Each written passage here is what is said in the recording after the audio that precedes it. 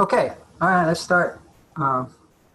So I sent that email around and I did a poll of whether to spend more time looking at the artwork of the artists under consideration versus the hour-long documentary. So all but 2 people wanted to spend more time looking at the paintings or sculptures. So in the interest of being democratic, we'll go that way. But I still occasionally show like to make everybody happy. I was occasionally, as I said. Yes.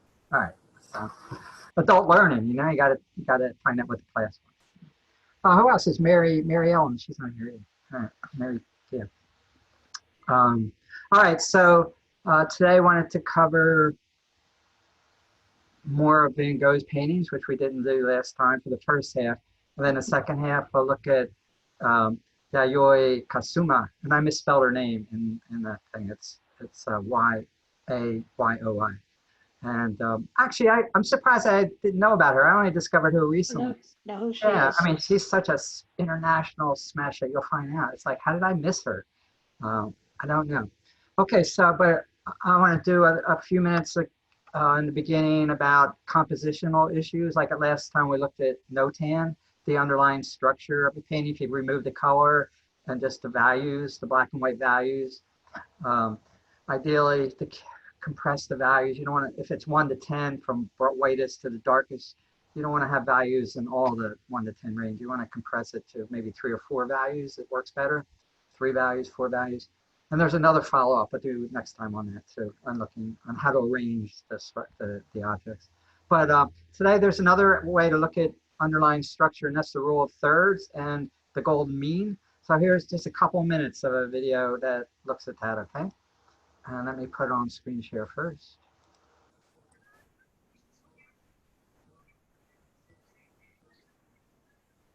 All right, get him up to, oh, come on. Where is it? Oh.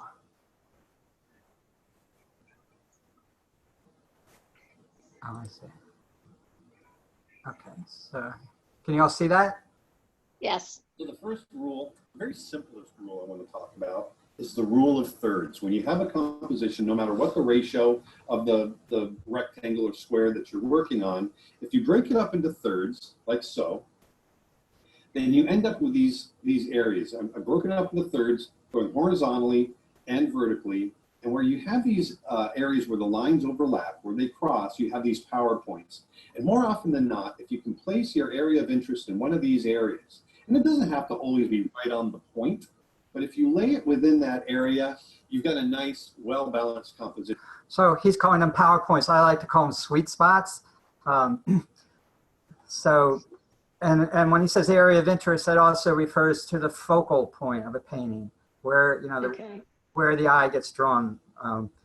There can be more than one focal point in painting. There may be a chief main focal point, or it could be a secondary focal point. But usually, like, you don't want to put the focal point right smack dab in the center. For some reason, it works to be off center and along. And when you break it up to thirds, it's one of these somewhere in the vicinity. It doesn't have to be precisely on it, you know, but somehow that's more pleasing. So you can take a photo and like Photoshop has these lines you can superimpose over it to find out if you're doing it or not. And once again, you'll be surprised at how many images you can look at, even if they're yours, where you've never really done this, but it just looks right. If you lay this grid over the top, you're going to find that it kind of lines up. It's very interesting how that works. We're built to feel that way. Now, there's another kind of rule of thirds that is pushed a little bit more. It's a bit more mathematical. It's not quite thirds, but it's very close. And that is the golden ratio, or the golden rectangle, I like to call it. It gets a little bit complicated in its creation, but it's very cool how you find it in nature. You find it in nautilus shells and snail shells, in the way that sunflower seeds spiral in on themselves and that sort of thing. It's what it is. It's a spiral that is created, and I'll show you how we do it. Leonardo da Vinci, a lot of the old masters use this exclusively in the compositions on their work. And if you were to lay this over a lot of different images that have been done through history, you'll find that the golden ratio applies, okay? And I'm going to show you how it's applied to some of my work and how you can kind of experiment and have some fun with it. So I'm going to turn off the thirds here, and I'm going to explain kind of the golden ratio. Now, this here that I've created, this is a golden rectangle. What makes it a golden rectangle? Well, let's imagine, let's look at the dimensions. Let's say it's 1 high. Let's say 1 inch. Let's say it's 1 inch high. Well, the width will be 1.6 wide. Okay, I know that's just how it is. And then, so you got 1 high, 1.6 wide. Imagine a square. I'm going to go ahead and turn on the template for this. And this is what you're going to end up with. So here's our 1 high by 1.6 wide. And then if you come over and create a square right here off of the square that you had already created. So you start, if you have this 1 inch square, all right, then you come over and wherever that, you've got your 0.6 over here, you create another square and then another square and another square and another square, and it just spirals in on itself. Remember, let me go ahead and write that down. 1 high right here by 1.6, okay? And then you do the same thing. You take this measurement, which is the 0.6, and you make a square out of that and a square out of that. And you end up with this very cool spiral. And you can see, once again, this spiral shows up quite often in nature, all right? Now, I'm going to pull some of my images over. I'm going to show you one right now that I've, this is an image that I'm actually working on now. This is a lion portrait. So I'm going to go ahead and turn on, oops, there we go. I thought it was interesting how kind of in the center of this head, the center of my area of interest in the head, we get this PowerPoint right here. That's kind of cool. I'm going to turn that off. But look at this. Here's the golden ratio. And what I've done with the golden ratio is I've taken that image. We do this. I've taken this and I've compressed it and got it to fit like this. I'll show you actually. If I drag this over, I take this and drag it over to here. And I edit, retransform, bring it in. If I get it to fit the proportions of what I'm creating here, you can see that it'll fit right in there, okay? That's what I'm doing. I'm adjusting the proportions to fit the composition. And look at this, right my center of interest where the eye is, I thought it was very interesting how very close that spiral came right in, right where I want the viewer's eye to go. Okay, I thought that was very interesting. And so there you go. Let's go on to the next one. I've got a few of them that I want to go through and show you. This one, this is a very, very basic. This is an image I created a few weeks ago. Once again, I placed the bear where I felt it was most pleasing. And look at this, when I turn on my rule of thirds, look at that. The bear falls right onto that PowerPoint, right in that area in the lower left. But even more interesting is if I turn on that golden ratio, once again, that bear falls pretty close right into where I want him to be in this golden ratio, right where the spiral goes in. So I thought, he's falling on some of these intersecting lines, and I thought, wow, that's really, really cool. All right, I'm going to plow through some of these, more of them. We'll watch one or two more. We get the idea. Let's just watch this yes, one. we do. Here, yeah. There we go. Here, the rule of thirds still kind of applies. It feels like it's kind of falling in, not really falling in anywhere specific. But I found something interesting here. I thought, the back line, the line of the lion along its back falls right on that third, which is interesting. And then once again, kind of right in the center of interest where I want the eye to be, which is in the face and all that, that's basically in that third area. And if I turn on our golden ratio, once again, feel that spiral goes right in to our center of interest. Okay, you got the idea. So any comments on that?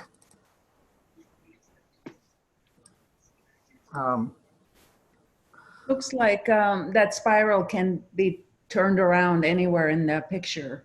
Yeah. Yeah, it doesn't have to be go just one way, but wherever it starts, it's going to have end up somewhere. And if you can get a focal point where it ends up, yeah, then it's it's just pleasing, I guess, because it mirrors patterns in nature, and they're just something, if you, and a lot of artists just do that automatically without, you know, they're not super, Right.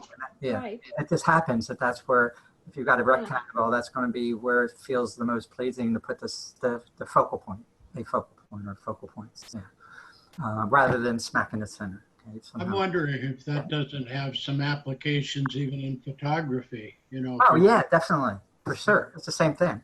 Yeah,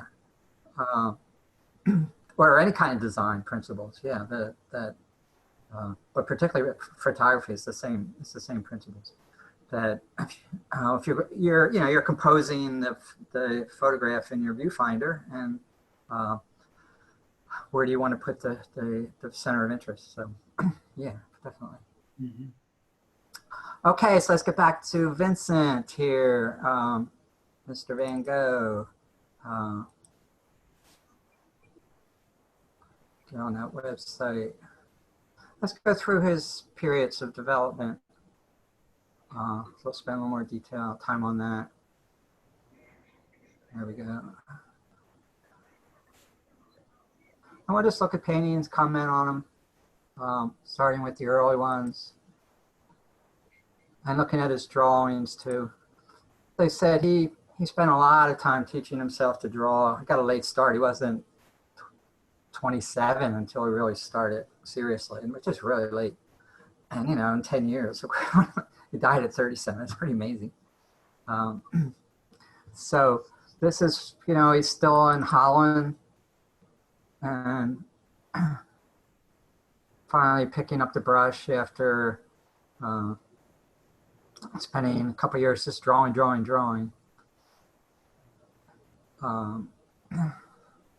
Dark, you see there's the overall tone is Northern European. He's influenced by the Northern Dutch painters and the dark tones.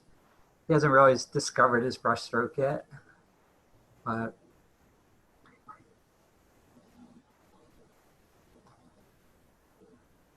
okay.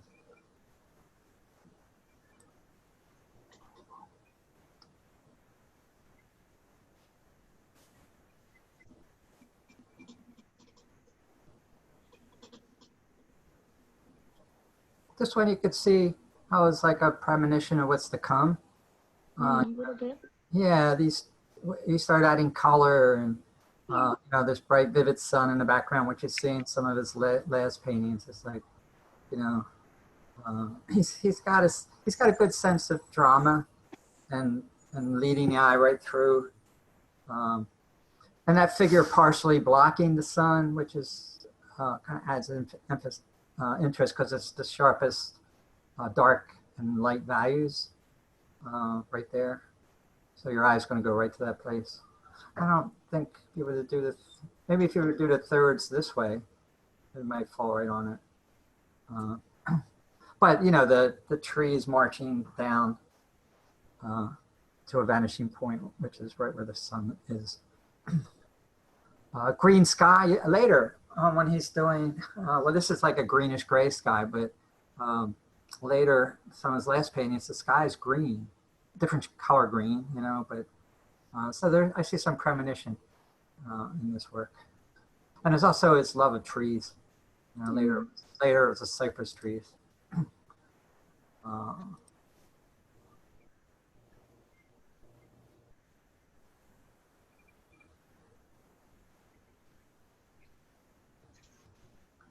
I wonder if he had seen any Cézanne at this point, because there's this sharp. He's not trying to model these apples, real, you know, as round apples, right? There's a bit of a Cézanne feel to these. One of the things about Van Gogh is he incorporated so many different styles before he really found his own at the very end there, last four years or so.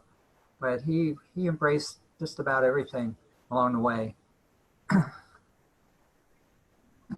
Joe, can I ask a question? It's Definitely. Yeah. Oh, sure, you're here. Good. Yeah. I came in about 5 minutes late. Yeah, any comments, please make comments. Yeah. I'm wondering what would happen This one, a couple of them, like the first Van Gogh that you did Yeah. with the trees, a lot of the trees on the right, and this one, they're unsatisfying to me in some way. And having looked at what that man showed us, it was wonderful to see the golden ratio applied to his paintings. I mean, it was phenomenal.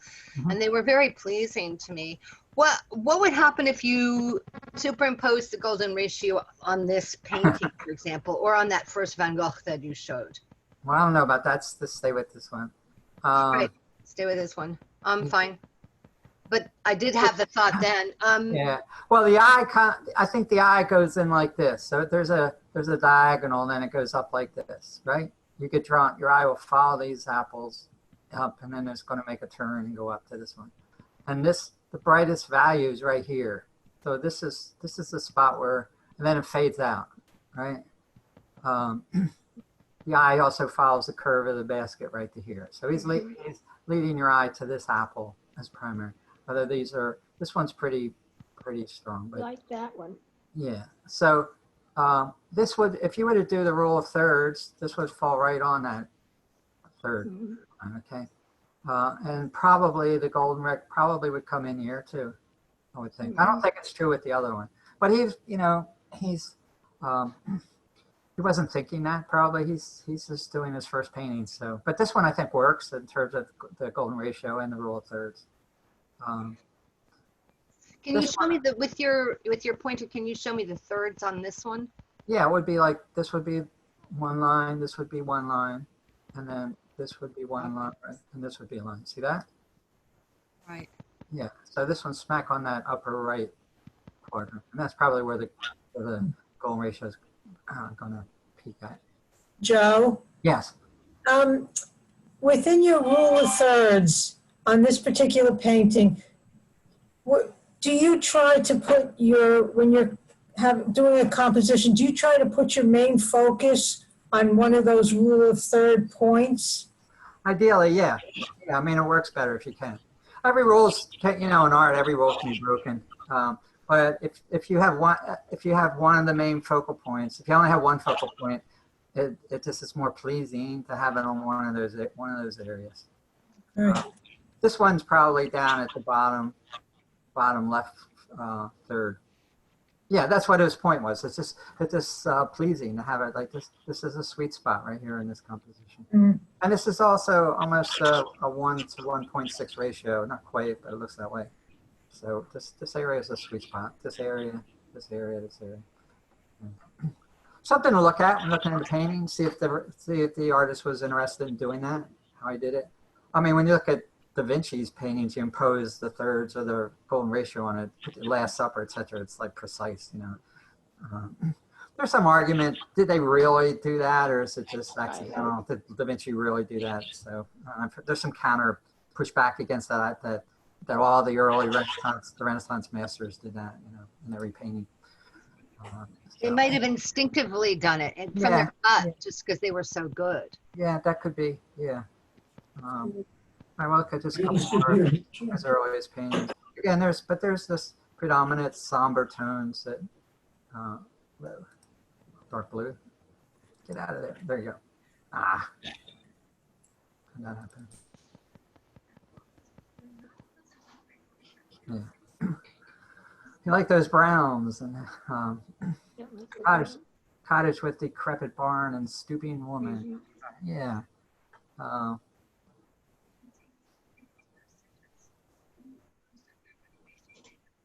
Where's the stooping woman? I don't see her. Did he title his paintings, or this sounds like it's somebody else who titled that? I think sometimes he did, not always. You're right. I think other people had it. By the way, before I forget, just about all the paintings he did, he sent to his brother, and he was hoping his brother would sell them, but he couldn't store them where he lived, so he was knocking off so many paintings. He sent them to his brother, and then when Vincent died, and then Theo died 6 months later, as you remember, in an insane asylum. It was Theo's wife, Jo, who suddenly discovered she's got some business savvy. And she's the one who really started contacting galleries and museums and promoted his work. I forget when she died, in the 1920s maybe. And she was Wow. smart enough to release only small, in other words, she would build up the interest and build up the value of the painting, and then she would release them in small numbers. Wow.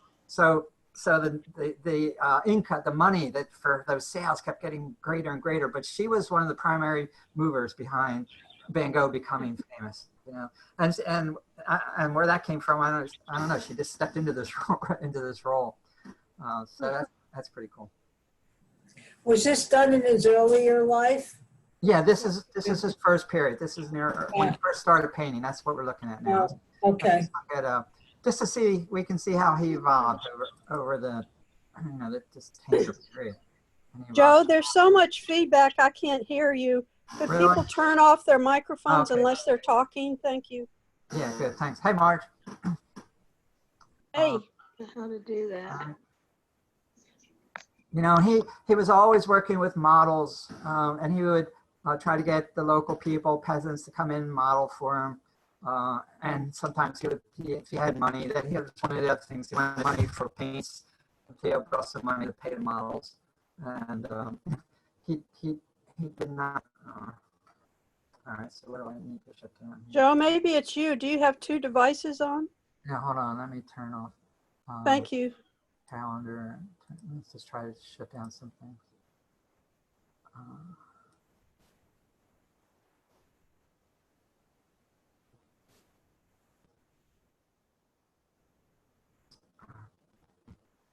All right.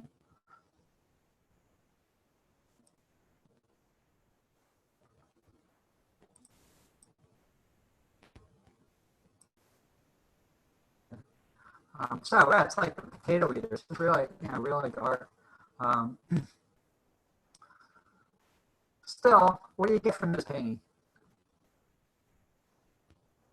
I still get feedback. It's hard to hear you. Do you have a phone on or something too? No, I don't. What's it? Just sound scratchy? Staticky, very staticky. Still now? Now is it? Yeah, they're good. I think you need to talk directly into your mic. Yeah, that's better. Is that better? Much better. Okay, all right. Maybe I was too far away from my computer. All right, so what do you get from this painting, just looking at it? About the person.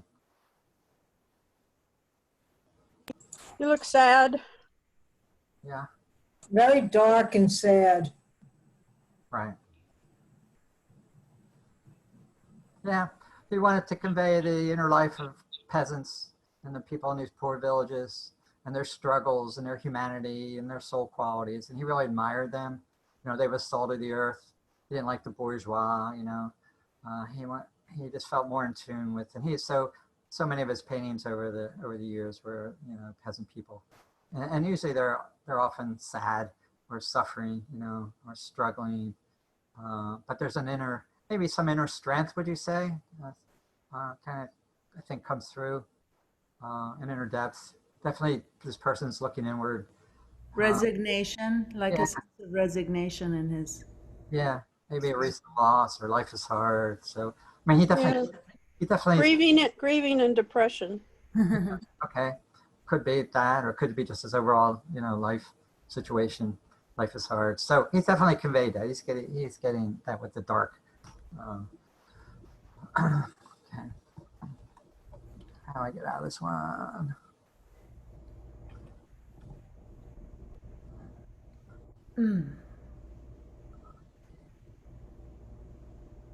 So you can see all these peasants.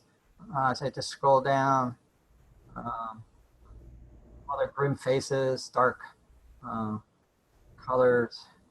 He's working on his drawings. You can see peasants in the field, corn, wheat or corn stalks bundled up. I love attention to detail. There's so much detail. Yeah. Well, look at his drawings too. It's pretty. Oh, here's one. Let's just look at that.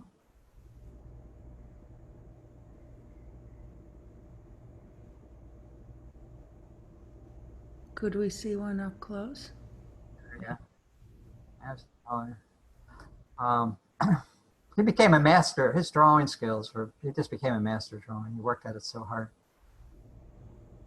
He would use a lot of hatch lines, crisscross lines. you know, to create the lights and darks and forms. You can see that here. What is this? Pens? What medium? Looks like pencil, I think. Yeah, it doesn't really say, probably pencil. He used charcoals, pencil, crayon. He used a variety of drawing materials. All right, so there's the early period. Get a sense of it. Let's move up to, and now we move to Paris, right? Finally, he was railing against the Impressionists when he was up north. He didn't like them, and then he moves to Paris, and he, I guess he must have gone to the Louvre, to the museums, and did some some statues. So he didn't like doing those, but he maybe felt he should have. But now, suddenly now you see color, right? I mean, he's surrounded by the Impressionists, and he discovers Japanese prints, and that he just had a whole awakening to the world of color and what he could do with color. But it's a lot of for several years he's experimenting, trying on different styles, different ways of using brushstrokes. But even, I mean, this is an extremely colorful painting, but for him it is. You know, it's still the dark coat and all, but just that he's adding, and you can see the Japanese prints there in the background. He must have been exposed to those, surrounded by, who is this? Pierre Tanguay, I don't know, some Dior, I think. He's starting to get here. If you know his brush stroke there by the end with just these short lines, or wavy lines, or straight lines, and he's starting to get at that here. You can see that, not totally, but he's getting at it, coming towards it. Joe, what was his life situation at this point? He tried living with his brother. That was a disaster, and then he was, I forget. He was in Montmartre, where Picasso went. Right. 20 Okay. years later, and he was just living in a hovel in a really cheap place. But I think he liked it there. That's where he was meeting other artists, and it was right on the edge of the countryside. Then he didn't have to walk far from. Oh my gosh. Going to countryside. I know. Wow. We're talking about the mid-1800s. A little bit changed. Yeah, there were still windmills there. Yeah. Yeah, there's one windmill that's left, but you know, maybe he had to walk half a mile, and he's in the countryside. This So guy in the middle, top middle, has a peculiar hat. this one Yeah. looks like a doctor or something, or a surgeon. Let's see. Man with skull cap. Yeah, I don't know. But this is again, he's starting to discover a style that's unique to him, with these lots of and maybe he did so much pencil drawing with the hatch marks. I think that's part of where he started using that stroke with his brush, like hatch straight like this, rather than just filling in an area with color. He's using just small hatch mark lines, and that's his unique style. I mean, he really developed that to the extreme. But It really gives it texture.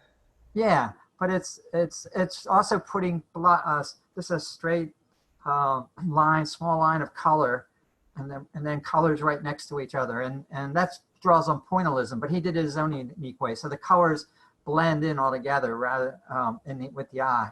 But they also have a distinct, and it gives a feeling of movement to the canvas when you do that, because yeah. And a feeling of energy, like he's getting at the underlying energy of the person or the landscape or whatever. It's alive and it's vibrating and it's moving. I think the hatch mark lines give that sense. There's all these vertical lines here, and then some diagonals and some horizontal.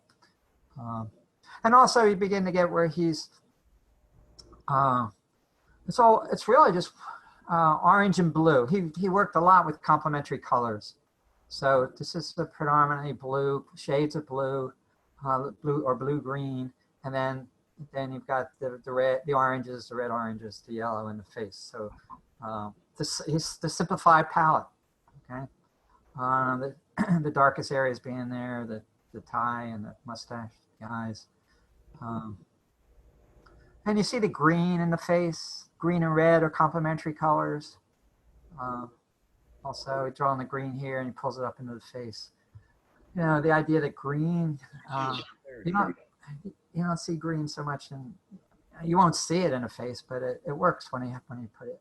The old masters used to have I think I said that before, they would have the underpainting of a face be green, and then the complementary color, the reddish tones on top of that. Well, he just put the green out there.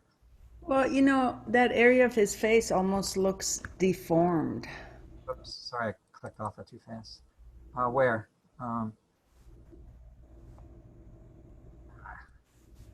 Which area? The green area? Yeah, that whole right side of his face, you know, it's reddish and purplish. Yeah. Like it may have been scarred. Well, I think he did that on purpose. Yeah. Maybe. Oh, just maybe the man has a scar. That's possible. Yeah. Yeah. It's, you know, Cezanne and others, they were doing Matisse also. He was around Cezanne paintings. He saw Matisse. Did he? No, this was before Matisse. But the idea that you can, it doesn't matter what color you use, it's the values. Okay, so you can put any color in the face, and that's what Matisse was doing, and then Van Gogh did. It doesn't matter. It's just it's how you just paying attention to the value. So instead of creating a form based on naturalistic colors and then this slowly creating around this by darkening or lightening the form, you just do it with color, and that's modern. That's modernism. So he's starting to hit on that here.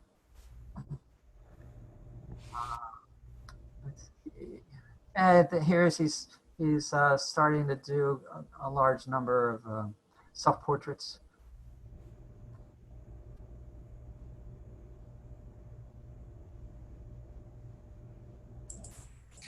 So why did he do so many portraits of himself?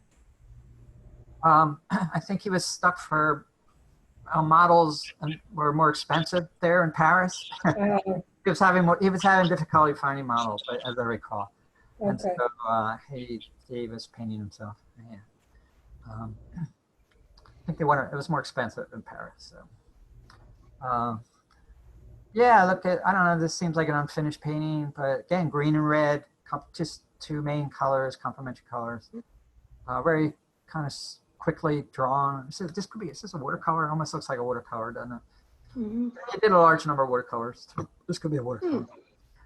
But he gives us really, throughout all his self-portraits, there's this deeply penetrating gaze, like he's revealing himself. Look at me, am I crazy or am I mad?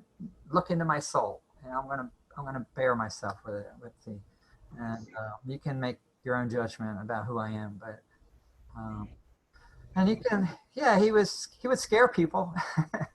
I mean, walking down the street, kids would tease him, throw stones at him, or people didn't. He just seemed like a madman and really intense, and his eyes were so penetrating gaze, and those bright green eyes. So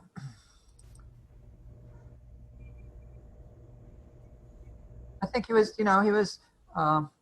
using his own self-portrait as a way. It's just developing his style, his brushstroke. So this one's like, I'm looking at all the,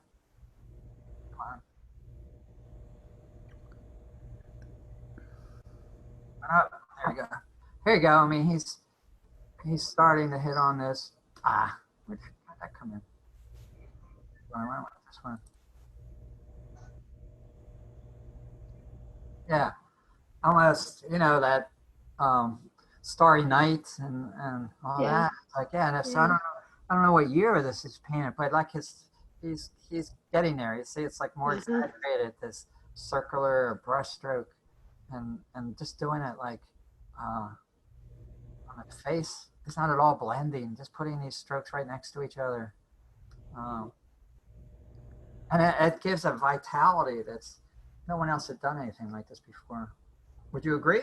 Yeah, it's beautiful. It's like a vortex or something. Yeah, it is. Yeah, it pulls you in. Yeah, it's almost his inner vortex. It's like he wanted to paint his emotions, his feeling life. And so just doing it realistically wasn't, that wasn't him. I mean, he kept pushing it to doing it through the brushstroke and the movement. Yeah. I mean, he could be painting his aura.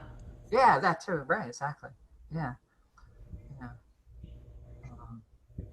You concentrate long enough, you'll get to see those things.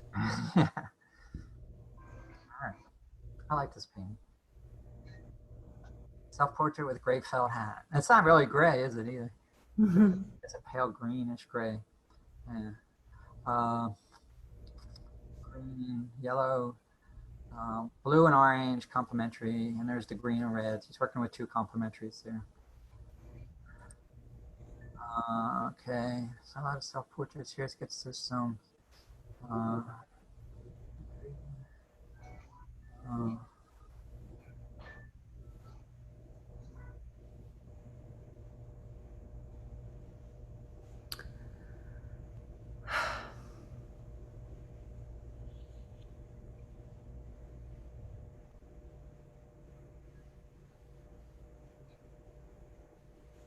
Come on, open up. I click on it. And there we go. I think.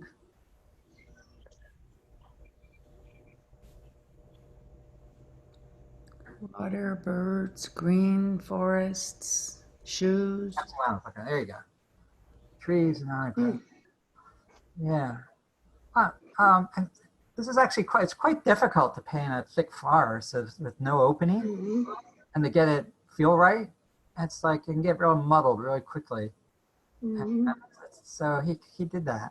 And a lot of horizontal brush strokes, mostly horizontal, going this way, going left to right, right to left, with some break in that, with the verticals of the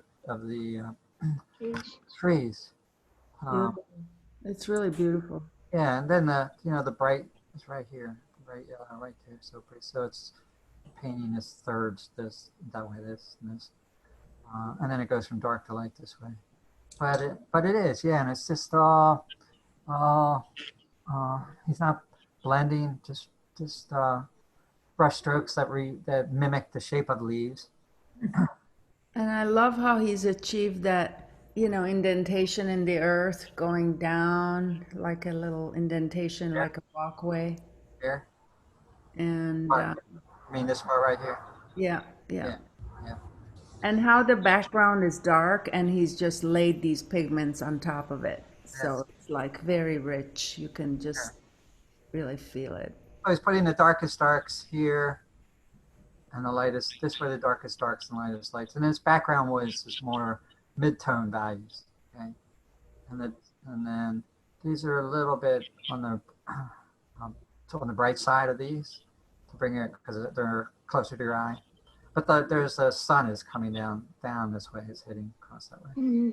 So that's a beautiful painting, isn't it? Yeah, I mean, this is difficult to do. I mean, to create just a scene of a forest and trees that takes up the whole canvas, and to make it work like that. Just to use all those greens and not have it look boring or monotonous. It's just amazing. Yeah, it is. Yeah, yeah, definitely. There's enough other colors in there that it does, it kind of keeps your eye in balance. See what he did similar with trees here. Want to sit in front of it? Yeah, it's just the same thing. There's that whole left to right sweep generally. It's almost like with this one, it looks like he's smeared, put the brush strokes, the paint down, and just kind of like lightly smeared it.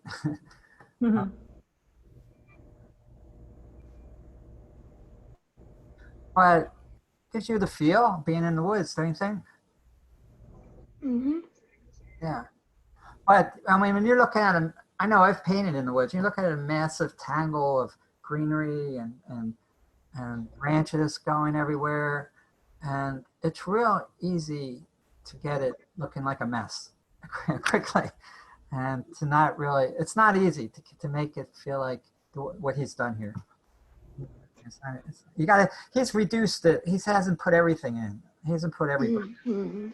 He's just What's happening is he's drawing our eye totally into that middle tree, Yeah. and the edges are somewhat blurry. So like the real focus is like in photography, you focus on your what you want to draw the eye into. So Right. it's very cool. I'm so jealous. Yeah, I know. Again, red and green, red, orange down here in the foreground. The rest is green. Then he's got oranges dispersed throughout, yellows, oranges. So it's not all green. It's like that. A little bit of blue to suggest the sky peeping through. Where do you see that? Right here, these little white dots are sky. That's sky. Right, just bluish white here, right up here. So give it just a little tiny hint, possibly here, sky peeking through. Sunflower, famous sunflowers. He started painting those in Paris.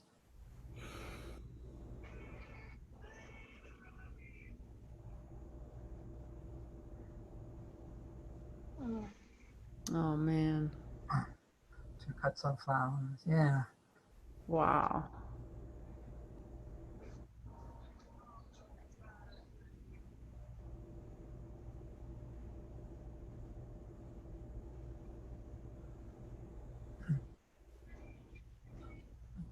Her focal point is, I would say it's here, right? I mean, the sunflower, maybe a little bit off from the row of thirds, which would be here, possibly in the general vicinity.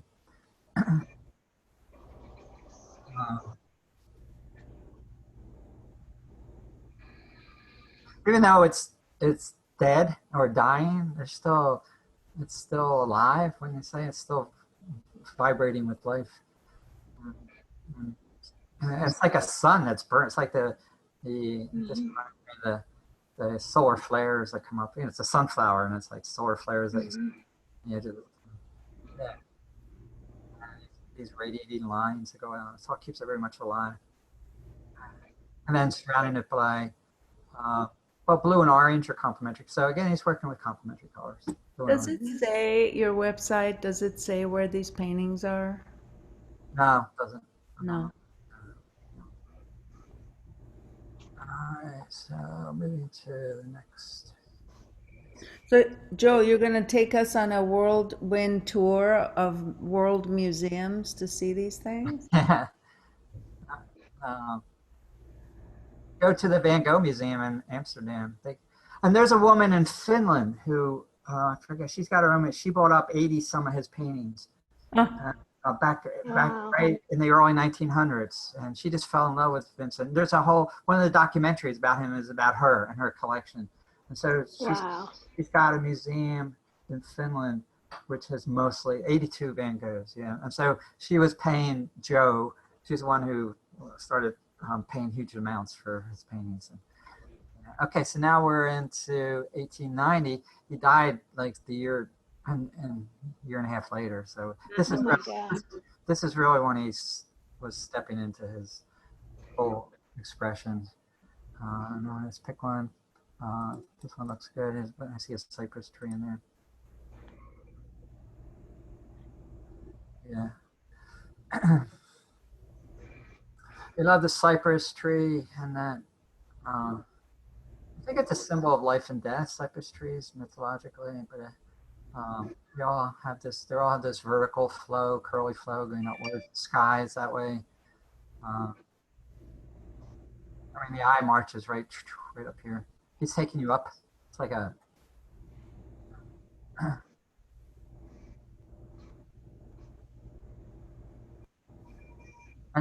any comments on this? Just painting. Love it. Okay, all right. I like that red. You know, that bold red. Yeah. Yeah. Yes, red's great.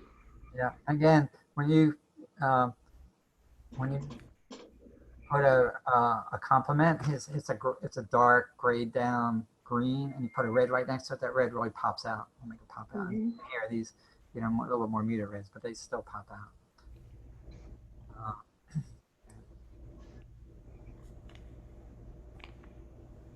This I think he painted from the psychiatric St. Remy's, the view from his window.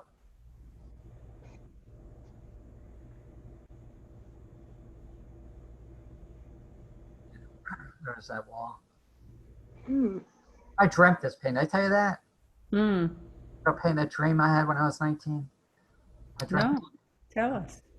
when I was 19. I had never. He did several versions of these. I dreamt this painting. Except it was a wheat field with a stone wall that led out to some low hills in the distance.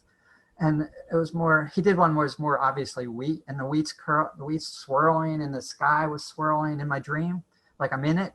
And in my dream, the stone wall was set with jewels, diamonds, sapphires, rubies, and Oh.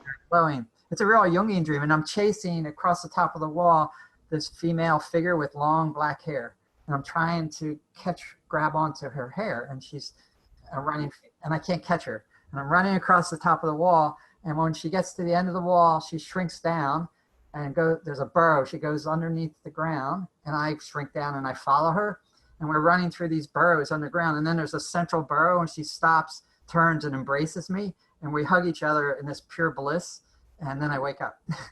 Oh. Yeah, it's an amazing Jungian dream. Oh. The anima figure, And I hadn't seen this painting in about, so I'm 19, so this was 67 or 68. I had the dream. In the early 2000s, I'm going through all Van Gogh's paintings, and I saw this, and I had never seen the painting. I go, that's the painting in my dream. I couldn't believe it. Oh my God. Are you a reincarnation of Van Gogh? No, definitely not, but I had some connection with him. I would be a much more talented painter than I am if I was, but who knows? Maybe I'll walk by him or something. Not necessarily. Maybe God was I taking know it at the away end of from- that video, the one like I cut short, the end when Simon's talking at the very end of it, it's on YouTube. I break down crying every time I see, because it has Vincent talking to the audience about what a failure he was, and he's a low life, and he's a nothing. But I've always tried to paint what I felt in my heart, and maybe someday people will realize what I had in my heart. And then Simon's in these art museums. There's hundreds of people, and Simon goes, well, he got what he wanted. It's really moving, really touching. That's amazing. Yeah. Okay. But yeah, there's the simple forms. He likes to outline them in dark colors. He did that often tree trunks or buildings, without going into too much detail, suggest them. And then, this repeating brushstroke. Oh, it's so beautiful. God. Uh, Of course, the digital display gives it a lot of light. Yeah, it gives it a backglow. That's the thing. Yeah.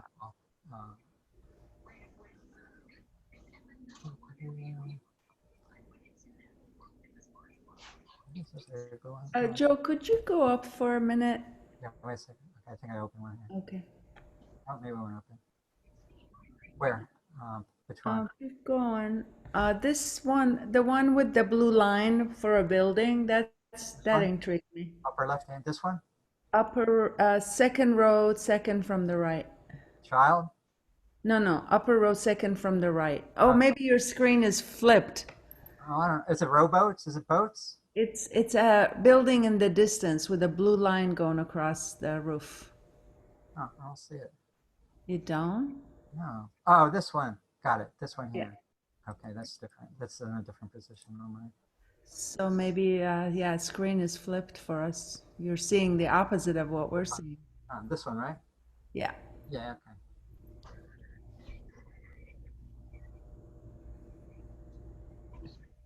It's water. Yeah, it is water. Is that water or grass? Well, No, there's a dog walking across. water. It's a building. It's on top of a building. No, this area here is the water. Oh, that's purple. There's a cat or a dog, a cat. Nice green. So it can't be water. It's grass, right? Yeah. All right, thank you. Yeah. Right. Okay. Le jardin That's de. that's we're at the end. Towards the end of his career. Stop. Get out of here. Click off. Okay, let's go up to look at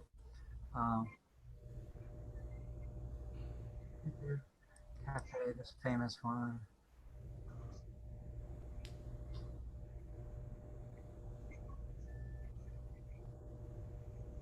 Oh, yeah.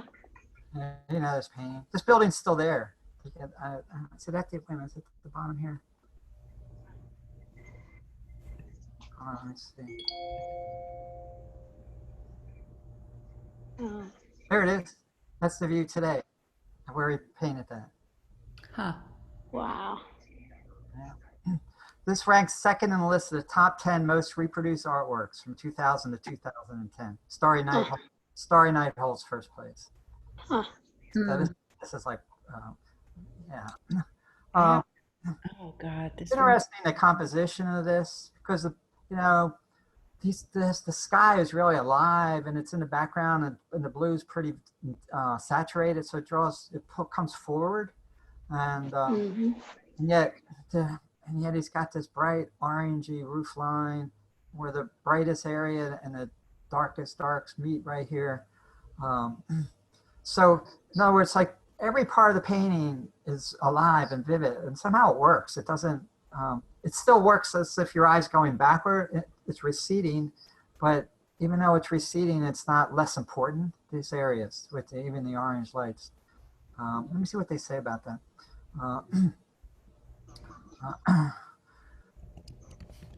Provide the space for the yellow of the cafe plays against the blue-black of the remote street and violet-blue with a foreground door, this one. And by paradox of composition that helps to unify the work at the strongest point of contrast, the awning's blunt corner nearest to us touches the remote blue sky. Foreshortened lines that thrust into depth like the lintel of the door or what's that word? Or right, strictly parallel to lines like the slope of the yellow awning and the roof of the house above. So anyway, it's got visual interests in every part of the painting, and it's all even though he's using traditional receding vanishing points. He's doing conventional vanishing point perspective, but he's also breaking them at the same time in terms of color. Okay, that's what I'm trying to say. So this sky is equally important and vivid as this front. That's what's here. It's right up close to you. A couple more. Let's see. That's my cafe.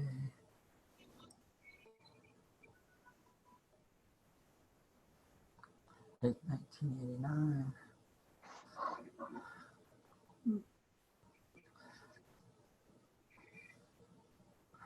They say there's a tumultuous heaving motion. It's more powerful and imaginative than anything in later expressionist art, which proceeded from a similar emotionally charged vision of nature. It is also more attached to the real than the common movement that seems to issue from an underlying force overwhelming all objects that retain their individuality. Okay.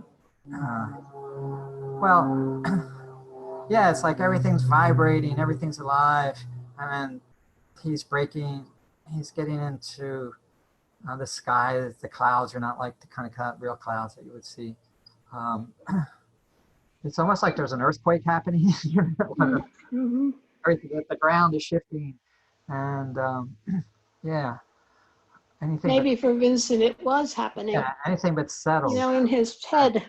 Yeah. Is it his emotional turmoil that he's painting? Right, right. Or is he getting a vision into Pran, the forces of energy that are behind, they're flowing through all forms? Could be both, yeah. But, he's no longer interested in just what he sees in the landscape is just a jumping off point for what he wants to convey. Okay.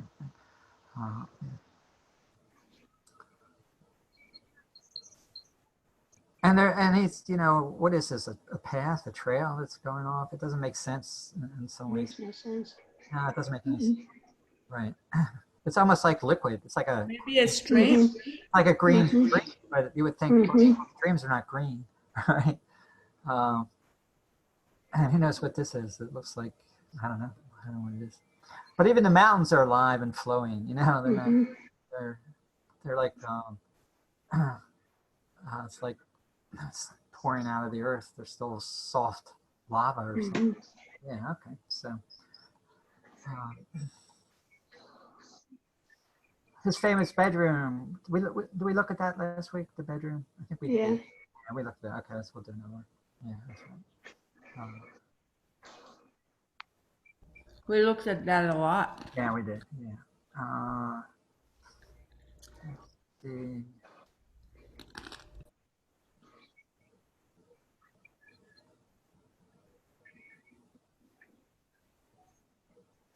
Red Vineyard. So this is one. Must be one of the later ones. 1888. Yeah. Well, this was 3 years before he died.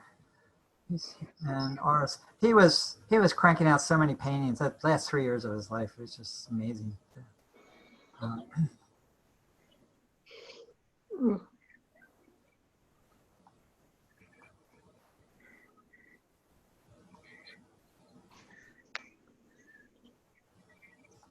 You know, the peasants that he would, you know, up north they were struggling and suffering, and here there's a different quality, right?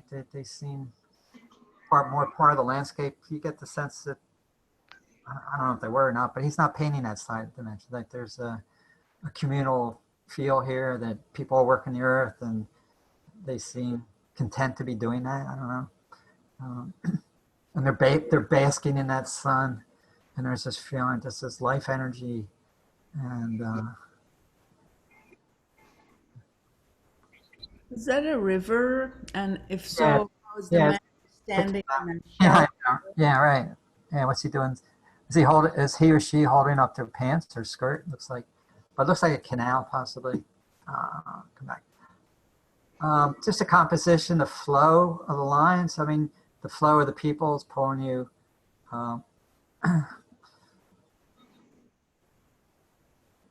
through the painting this way.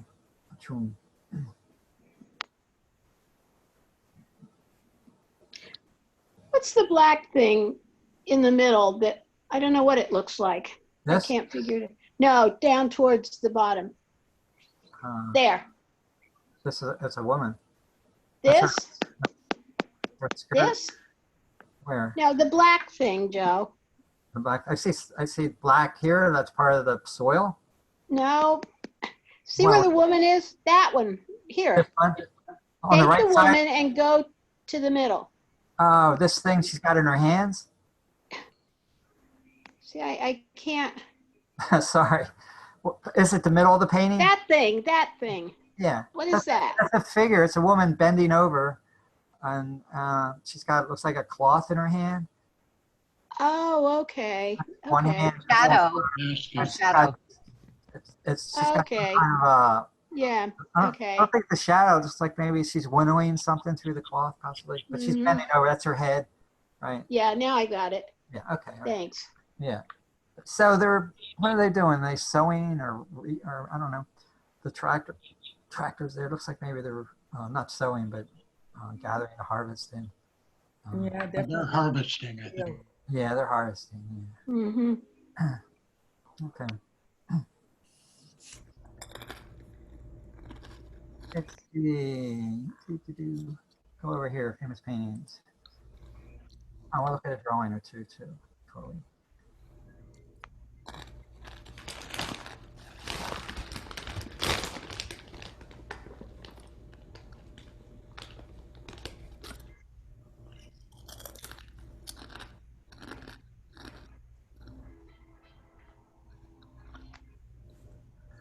The Road Menders.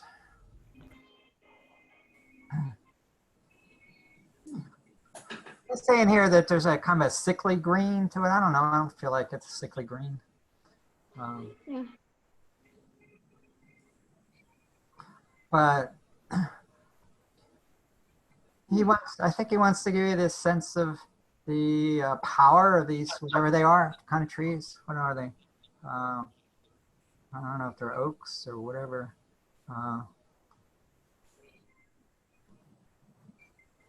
Doesn't say what they are. But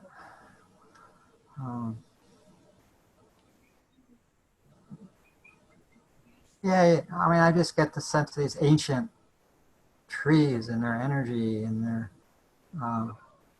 spirits are, people are working around them. They have, humans have their own habitation, they're working around them, but somehow these trees have a life force that's overpowers, and they're gigantic compared to the small. Very big. Yeah. So Very big. yeah, you're definitely, you're drawn to the force of these trees. The humans are like ants, almost Yeah, instant. yeah, they're this palely drawn here. You know, the blocks of stone, these are probably really big and heavy, but they're nothing compared to these tree trunks. Let's look at a couple drawings.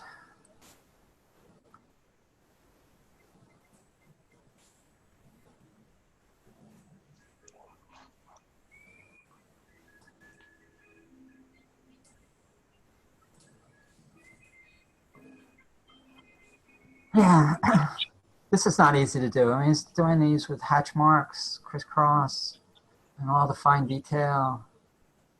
That could be All right there. Yeah. Pen and ink. Wow. Yeah. Pretty skillful. Not a lot of room for error. If you're doing pen and ink, you can't make it. Right. Very fine lines. Mm. Yeah.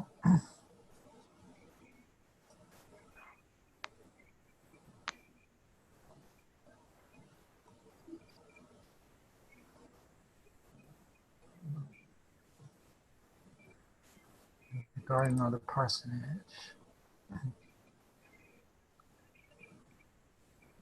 Wow.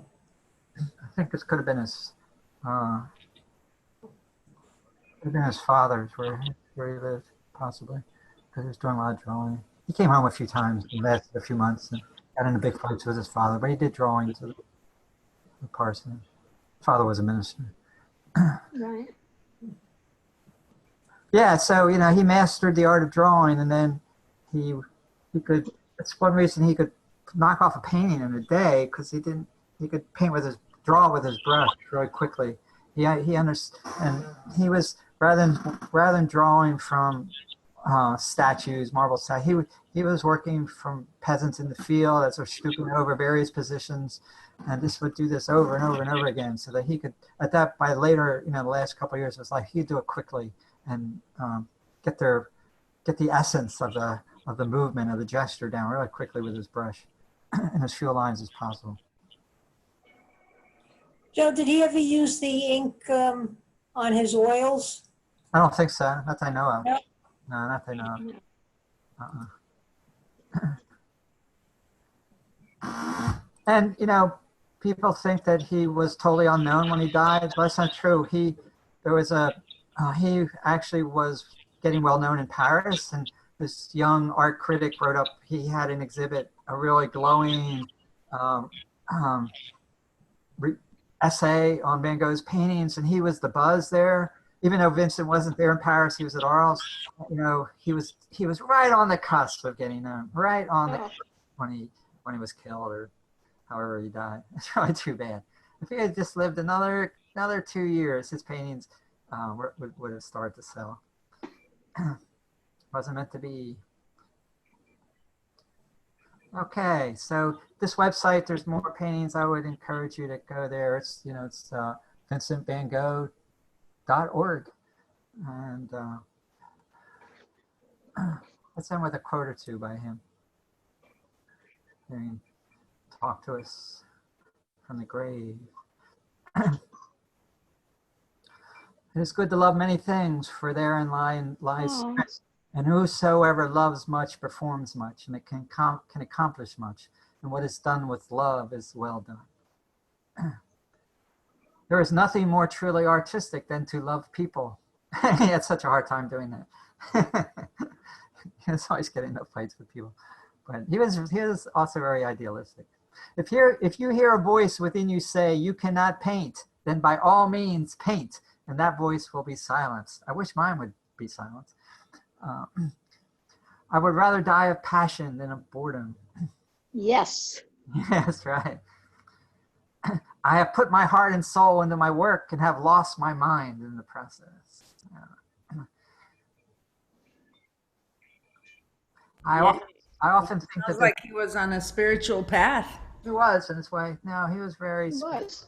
I often think that the night is more alive and more richly colored than the day. We needed those great starry nights.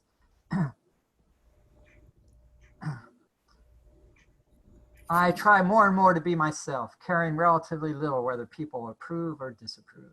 Most great artists say that. Exaggerate the essential, leave the obvious vague. And that's true. You can look at his paintings with that in mind. Because there's a great deal of exaggeration in his paintings. Here you go. I'm such a nobody.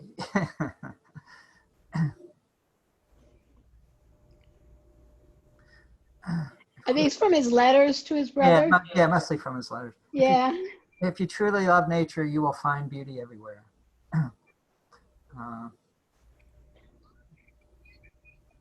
I experience a period of frightening clarity in those moments when nature is so beautiful. I am no longer sure of myself, and the paintings appear as in a dream.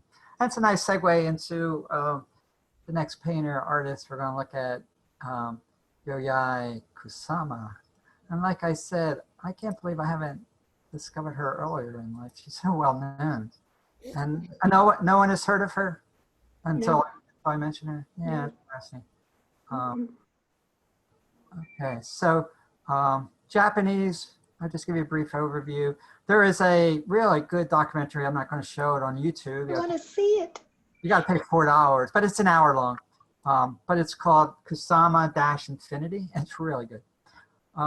So she was born in Japan, 1929. She's still alive and kicking. She's 90, 91 now, and 91. And I had the thought yesterday, maybe she was Vincent van Gogh, because there's some similarities in their life story. It's like she currently, since 1977, she's been living in a psychiatric hospital in Tokyo, and yeah, and she has an elaborate studio. She's a multimillionaire. I mean, she's her paintings sell for just about more than any living artist. Okay, huge amounts, millions and millions of dollars. And she can live wherever she wants. She chooses to live in this psychiatric center. And she has a really beautiful studio close by. And she goes there every day, even now at age 91, and works from 9 to 6. And then she comes back. And, though I heard her say she even paints through the night. And she has a team of assistants who work for her. So as you'll see, then she went to art school. Great opposition from her parents to be a painter. Her mother would tear up her work. Didn't want her being a painter. And then her mother did a weird thing, and it probably is the basis for her psychological troubles. Her father was a philanderer, and her mother, when she was around 7 or 8, would send little Yoyai to spy on her father. And somehow she actually witnessed him having sexual relations with various women. Oh, God. And then she was to report back to her mother. Can you imagine that? So, yeah, she grew up with hating sex, fear of sex, but some of the soft sculpture she was doing to work. She said her artwork was a form of therapy for her. She would do soft sculpture, thousands of penises and all over the place. You know, did anyone ever hear her? She went to art school, and she was beginning to get in her 20s. Had some gallery shows in Japan. But then she did a bold thing, and where she learned to do this, she had this real chutzpah, and it's Japanese women are taught to be demure, and they play a very secondary role to men, and yet she was a tiger. So on her own, she wrote to Georgia O'Keeffe and another famous artist, and sent Georgia some pictures of her work. And Georgia wrote to her encouraging and said, look, you got to move to the States, you know, if you really want to make it. And she did. So she moved, ended up in New York, started off in San Francisco, ended up in New York, and Georgia put her in touch with some things. But my gosh. she landed in, you'll see this, she landed in New York, and nobody knew her, and had some money. She had you can only bring so much cash into conversion, your cash to dollars, and she hid a bunch in her jacket, sewed it in, so she came in with more than she was allowed. But within a couple years, she was getting well known, and during the 60s, she was one of the well-known people in New York City, and you might have stumbled on her. If any, Cheryl, aren't you from New York? Did you in the 60s? Were you there? Yes, but I never heard of this woman. Never heard of her, because she was very active in the peace movement, and she was doing these peace-ins and naked. She, anybody could walk around with a make love, not war, and no one's going to draw attention. So what was she going to do to get attention, publicity? Was she would have a group of her friends, and they would get naked, and she would paint their bodies, and it was a peace protest, anti-war, and then all the cameras were on them, and she was all over the papers, and so she was doing that. That was one of the ways she got, center stage. But her artwork was getting attention from people like Andy Warhol, other people, and they liked what she was doing. Then they stole it. And it was really hard for a woman, and particularly an Asian woman, to get. It was still a men's world in the art world back in New York in the 60s. New York was the center of the art world. And so what they would do, and you could see where Andy Warhol went to one of her exhibits, and one of the things she did was take a photograph of this exhibit, soft sculpture, and then have photographs all around the room. And he liked that. 2 months later, he's doing the same thing, and he gets all the credit for it. Oh, it's so original. Yeah. And Klaus Stoltenberg wasn't doing soft sculpture, and he went to exhibit her soft sculpture. 2 months later, he's doing soft sculpture, and he's getting credit for it. And that really hurt her feelings. I mean, she's like getting attention, but not making a lot of money, and other people are. And so she's a woman, she's Asian, and I'm wondering how much. We're still looking at Van Gogh. Do you want to put up something about her so we can focus our energies on her? Yeah, sorry, thanks. That's all right. So she went back to, she had some success, but she got really depressed. When she was a child, she started having hallucinations and would have these where she would lose herself in nature, and whether they were like caused because of the trauma of her, what was going on, having to spy on her father, who knows, but she was having hallucinations where she would like leave her body and merge with the environment, flowers, whatever. And also she began to get fascinated with polka dots, and polka dots have become a central theme in her work. And it's become like pop art, but she's deeper than pop art. For her, polka dots represent life force, life. Everything is a dot, the whole cosmos is a dot. The earth is a dot. So she does a lot with polka dots. When she arrived in the United States, as she was flying over the Pacific, she saw the Pacific Ocean as these like infinity nets and that's what her first paintings were, infinity nets, and that's what got her attention. Okay, so she got really depressed, early 70s, and suicidal. She made a suicide attempt. She jumped out of a building. She landed on a bicycle, did not die. She went back to Japan and had to start all over again. And then had some gallery shows, but then I think she was getting worse. And in 1977, I think somewhere I said, when I did my astrology thing, 1977 is a key year for a lot of people. 1977 is when she checked herself into this psychiatric hospital, where she continues to live to this day. But it's from there, pretty much unknown, she started doing her artwork, and some Japanese impresario saw her work, put her in a gallery, and it's just exploded worldwide. She is the most, her exhibits do tours of the world, and she is breaking all kinds of attendance records. She's the most, people come, they pour in, and one of the things she does is, it's called infinity rooms, and you'll see that. So she's really fascinated with the concept of infinity and self-annihilation, where you just dissolve and become a nothing and merge into the cosmos. And so we're just seeing your computer screen. Can you put on I'm about to. I'm just giving this verbal introduction, then we'll get there. Okay. so I'm going to show something first. So the infinity rooms are the basis for her huge popularity. You walk into this room and there's mirrors, and we'll see those. There's mirrors where you feel like you're out in space and you are just get an experience of being bodiless and in an infinite space. Okay, so all right. Before where are we here? Google.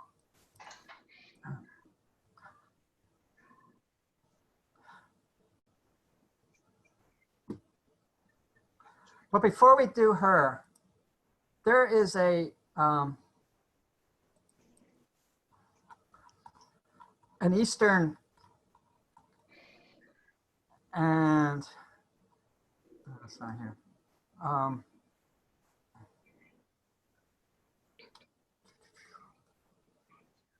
Hold on, bear with me.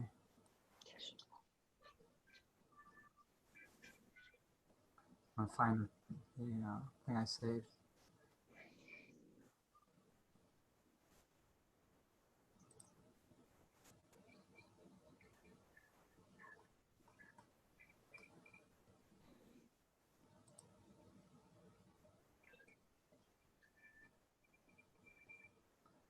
Oh, where's the favorites?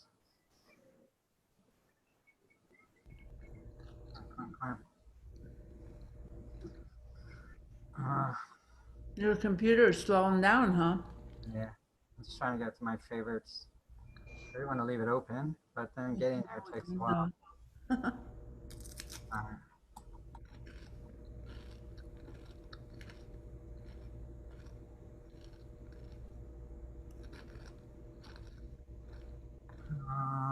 did I do with it?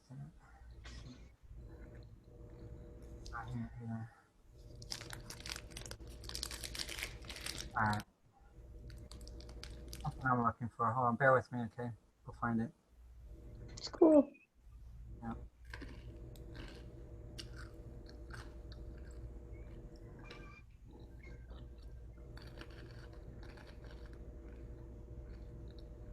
I'm gonna look. I can't find it. I want to do this.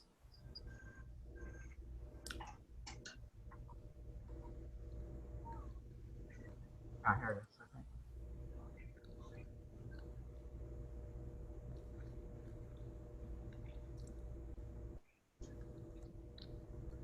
Okay, so this is about, it's a tie-in to Kusama. And this, there's this Australian, modern contemporary artist, Australian Aborigine woman. And they had international shows, and I saw them at the Phillips, this particular collection, when I was in DC a couple years ago.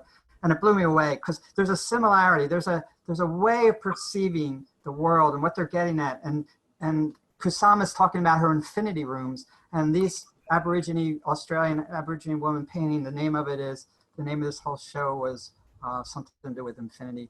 But I saw a similarity between some of her work and these, but I wanted to show you this because when you go up through the Phillips, this was on the third floor. The first two floors are like modern paintings, Manet, Monet, some Van Goghs, and they're amazing. And when I went up to see this show, what I'm going to show you, there's a whole different way of perceiving the world and the cosmos that these Aborigine women were tapping into. And I think Kusama is doing the same thing. So I wanted to show this first.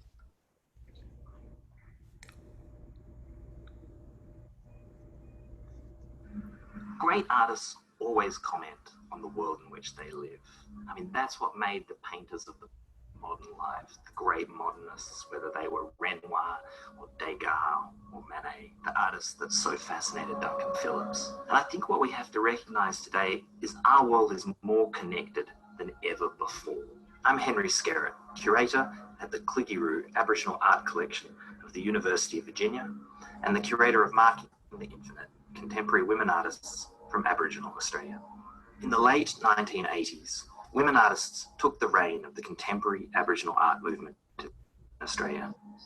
After years of working in the shadows, assisting their fathers and husbands, they burst onto the scene, giving it a new vitality and dynamism. Women artists redrew the boundaries of Aboriginal art and continue to be among its most daring innovators. The 9 artists in this exhibition, Nongida Namarwili, Winchen Napujari, Yakulchi Napangadi, Angelina Pulla, Carlene West, Regina Pillawak Wilson, Lena Yarankura, Gulambu Yunapingu, and Nyapa Nyapa Yunapingu offer a glimpse into the diverse contemporary art practices of Aboriginal Australia. See that painting? I stood in front. It's amazing, but it's Kusama's doing something similar. There's these repetitive patterns, and maybe it's a little bit like taking Van Gogh and just getting down to the essence of the brushstroke. This repeating pattern that has that it's like an underlying view of the cosmos, or the energy patterns of the cosmos that they're able to perceive, and that's what they're interested in painting. And it's like the skill level to do this is amazing, and the patience. Patience. Yeah, but it's really Hailing moving. from remote areas across the island continent, they revered matriarchs.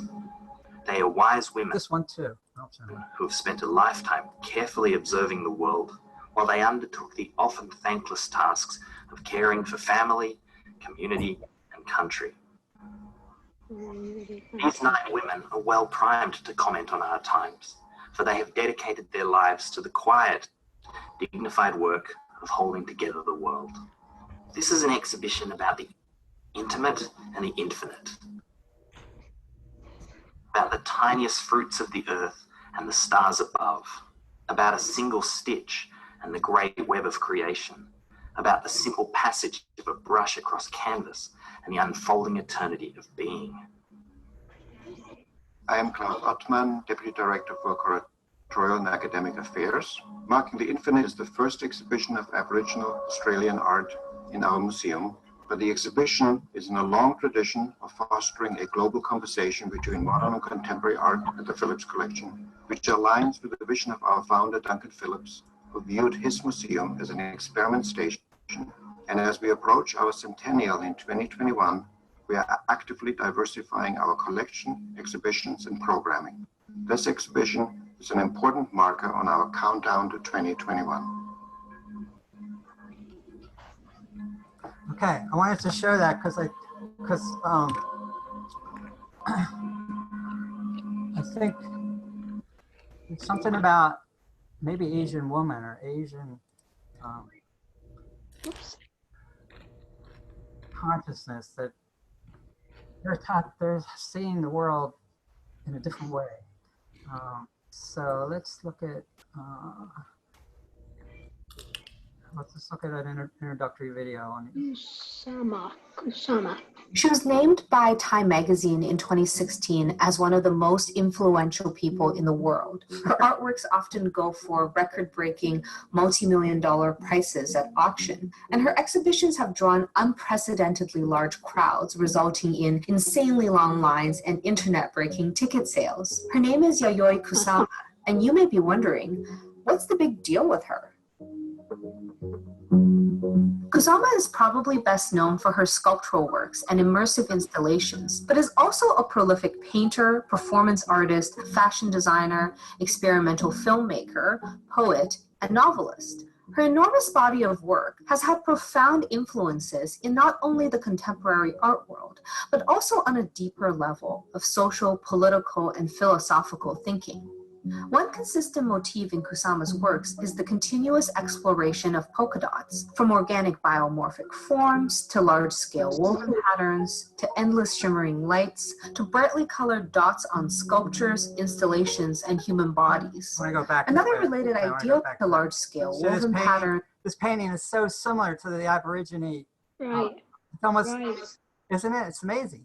Yes. They were tapping into the same thing. This repetitive pattern that's actually very subtle, and it feels like it's getting into like the substructure of the whole cosmos.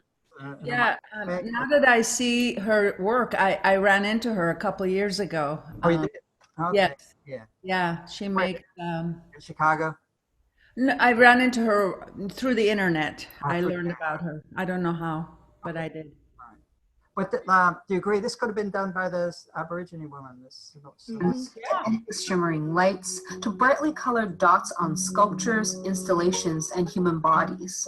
Another related idea of hers is the consistent examination of infinity. And the polka dot motif actually represents this on both micro and macro levels. Infinities can be inconceivably large or inconceivably small. So while Kusama's infinity rooms can evoke ideas of the grand infinite universe, her dotted paintings and replicating patterns also allude to microscopic cells and exploding atomic particles. Kusama was born in 1929 in Matsumoto, Japan. Although she studied traditional Japanese painting during her early years in art school, she was more interested in the avant-garde. Although her style did not appeal to the mainstream Japanese community at the time, her obsessive psychological expressions caught the interest of some prominent Japanese scholars and art critics. By 1954, she had exhibited in various solo shows around the country, as well as caught the attention of some Western collectors. In 1955, she also blindly wrote to American artists Kenneth Callahan and Georgia O'Keeffe to seek advice. Both actually responded to her, enthusiastically supporting her work and encouraging her to move to the US. She would eventually end up in New York in 1958. Late 1950s America was a time when many artists were reacting against the movement of abstract expressionism. Many became less interested in gestural brushstrokes and more interested in flat, repetitive compositions that are self-referential and internally contemplative. This resulted in enormous interest in Kusama's signature Infinity Net series. However, although her works appealed to minimalists, she said the Infinity Net idea came from her flight across the Pacific and looking at the surface of the ocean. Kusama didn't necessarily conform to their philosophies. Nevertheless, her works during this period significantly influenced many modernists' transition from abstract expressionism to minimalism. In the early 1960s, against the backdrop of a psychedelic, politically charged era of civil rights movements and sexual liberation, Kusama began a series of soft, phallic sculptures that she attached to all of her walls, floors, furniture, and everyday objects. Oh my God. She once again employed her signature technique of methodical repetition. Accumulations have also been compared to similar soft sculptures produced by American artist Klaus Oldenburg.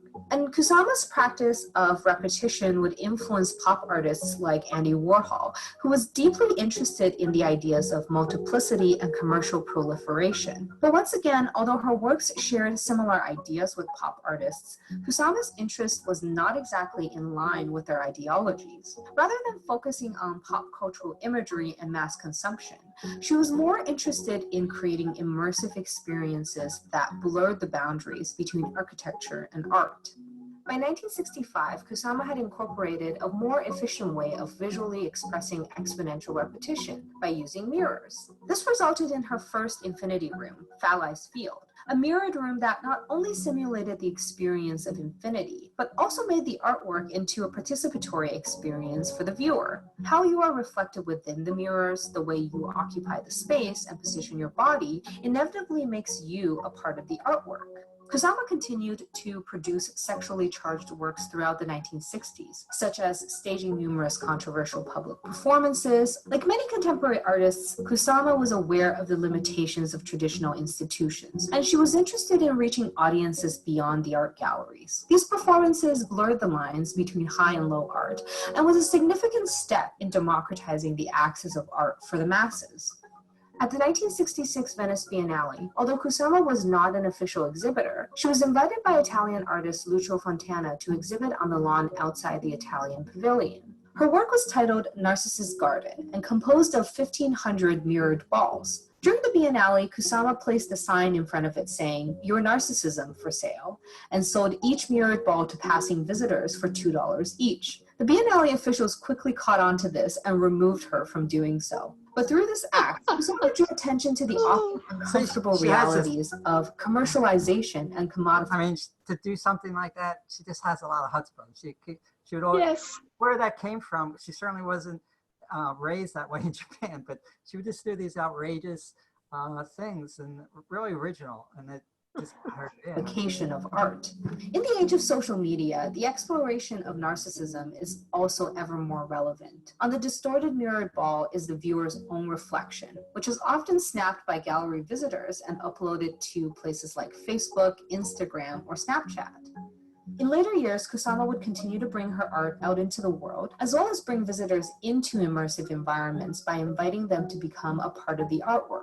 The Obliteration Room has been a traveling installation since 2002, where it starts off as a completely white room filled with white domestic furniture. Visitors are given a pad of colorful circular stickers to place anywhere in the room. As the exhibition goes on, the room is transformed into another explosion of brightly colored polka dots.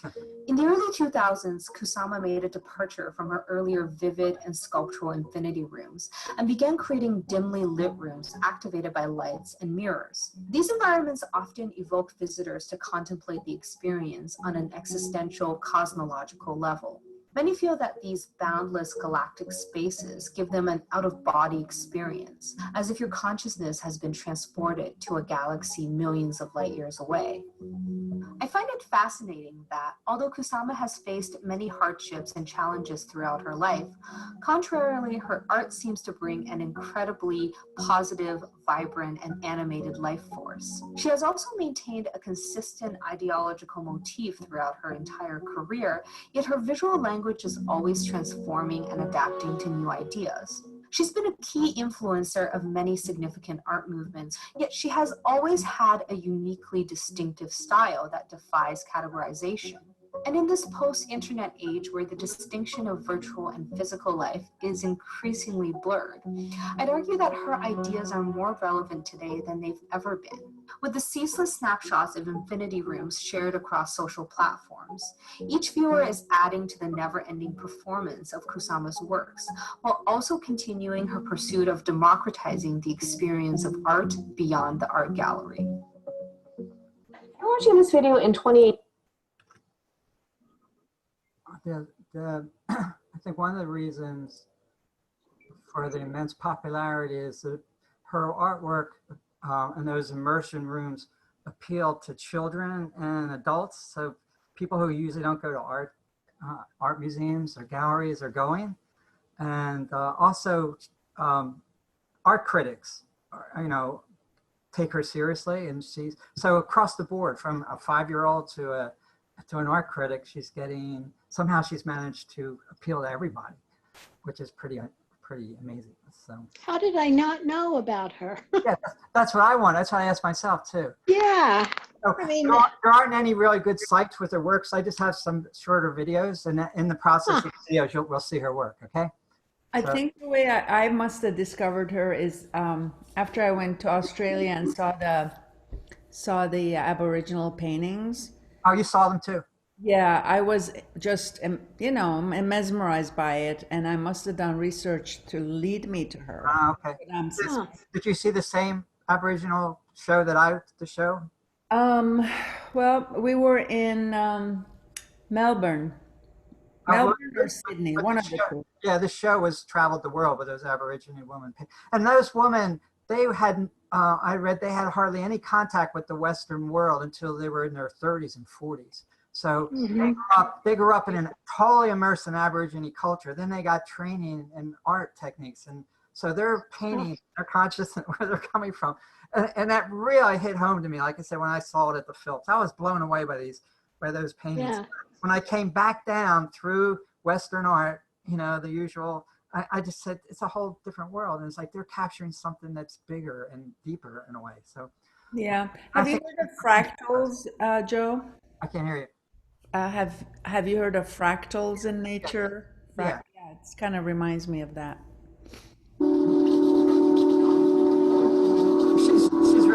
She's really delightful. I really like her.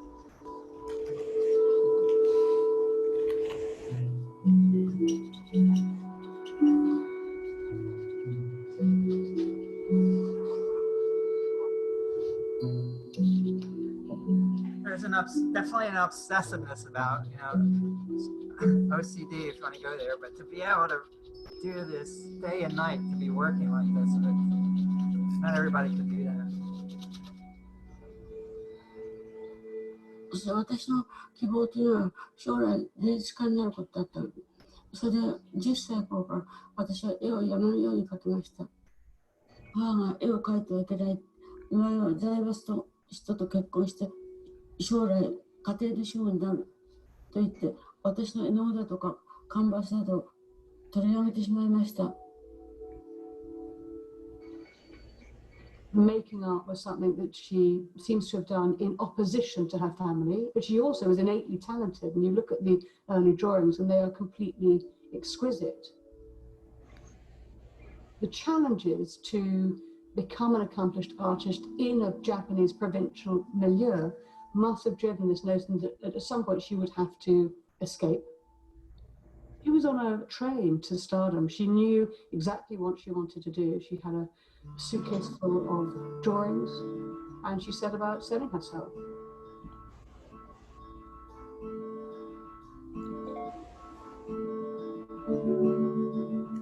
New York に着いた時に初めてエンパイアステートビルに乗って行ってそれから広いニューヨークを見て私は感動しました。そして私はいつかこのニューヨークを自分の心の中に芸術的な山のような私の蓄えられた力でもってこのニューヨークをいつか制覇して世界に飛び出ていくということを深く誓い合いました。When she first came to New York, it was a man's world. The art world was aggressively male. It was a cutthroat period, you know. I think it was very difficult to be a woman artist. そしてニューヨークでもって私は死に物狂いで戦いました。美術のことで。そして一生懸命絵を描き、細かい網目の作品を作って、そしてそれが33フィートの大きさになるの。朝から晩までその網を描いておりました。私がね、絵を描いてるとね、そしてその絵がね、床を見るとその絵がね、発展してて、向こうを見るとね、幻覚が来て、全部ね、幻覚が渦まって、それでね、結局私はね、エンバイラメントの芸術家としてね、発展することになってました。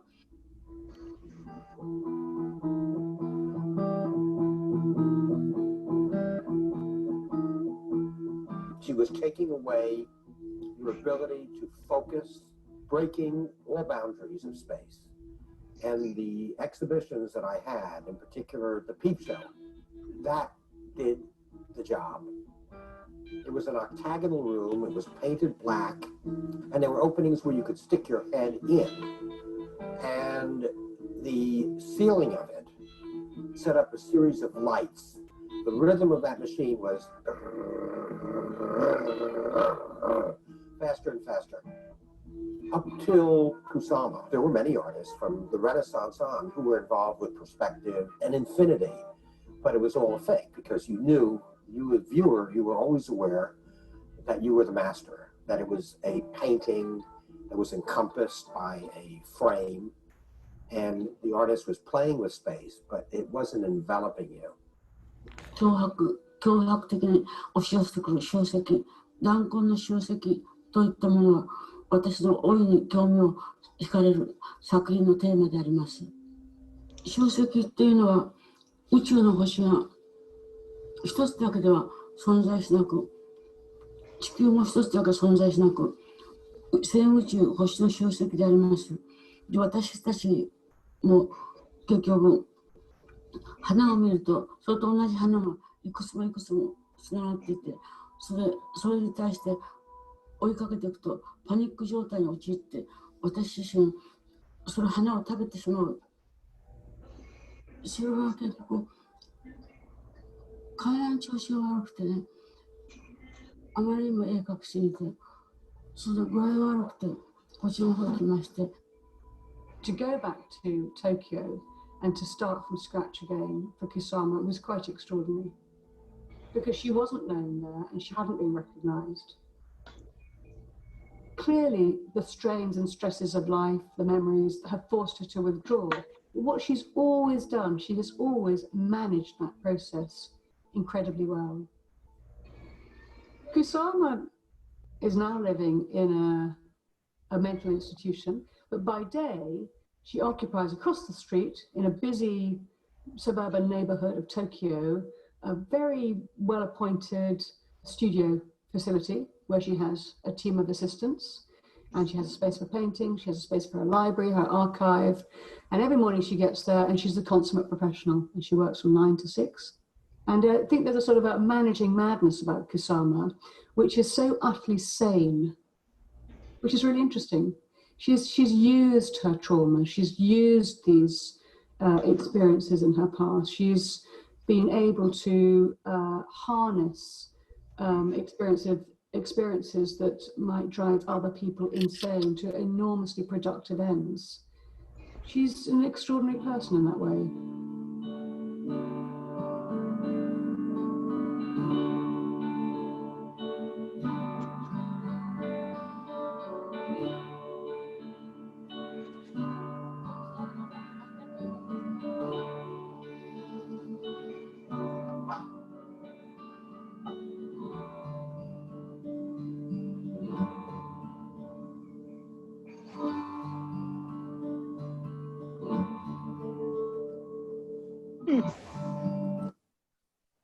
Kusama. Art was in London today at the start of an exhibition of her work at Tate Modern. For the last more than 30 years, Yoyai Kusama has lived voluntarily in a psychiatric institution. Her work is obsessive and often overwhelming, and since she's now well over 80, there's an awful lot of it too. Steve Smith has been to see a sample. His report contains some flashing lights and nudity.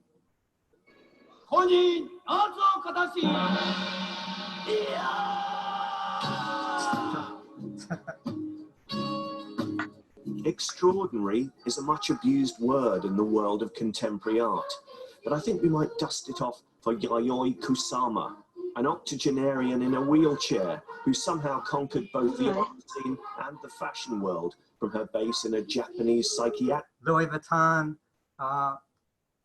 Kusama handbags go for around $3,000. She's got a whole line of fashion. Hospital. Newsnight met the doyenne of the polka dot before her big new show at Tate Modern in London. What is your interest in polka dots? Why do they crop up so often in your art? Please ask that to my hand. I've drawn lots of dots since I was a child and covered my fashion and my notebooks with dots. Dots are a symbol of the world, the cosmos. The earth is a dot. The moon, the sun, the stars are all made up of dots. You and me, we are dots. Her work is highly colourful, playful, but Kusama herself is a sober and serious presence, especially for someone in a throbbing red outfit and matching wig. And she says she remains committed to her long-standing campaigning for peace. What ideas are you exploring here? These are my own work about my life, the deep emotion of being born human and the various movements of space as we know them. We can find out all sorts of things about these through dots. Kusama-san, Maya kara ukagai takata desu ka? I wonder how you feel about this big retrospective here at Tate Modern. This is art that shines out from the bottom of my heart, full of human love, and I really wanted to display it in this country that I love, England.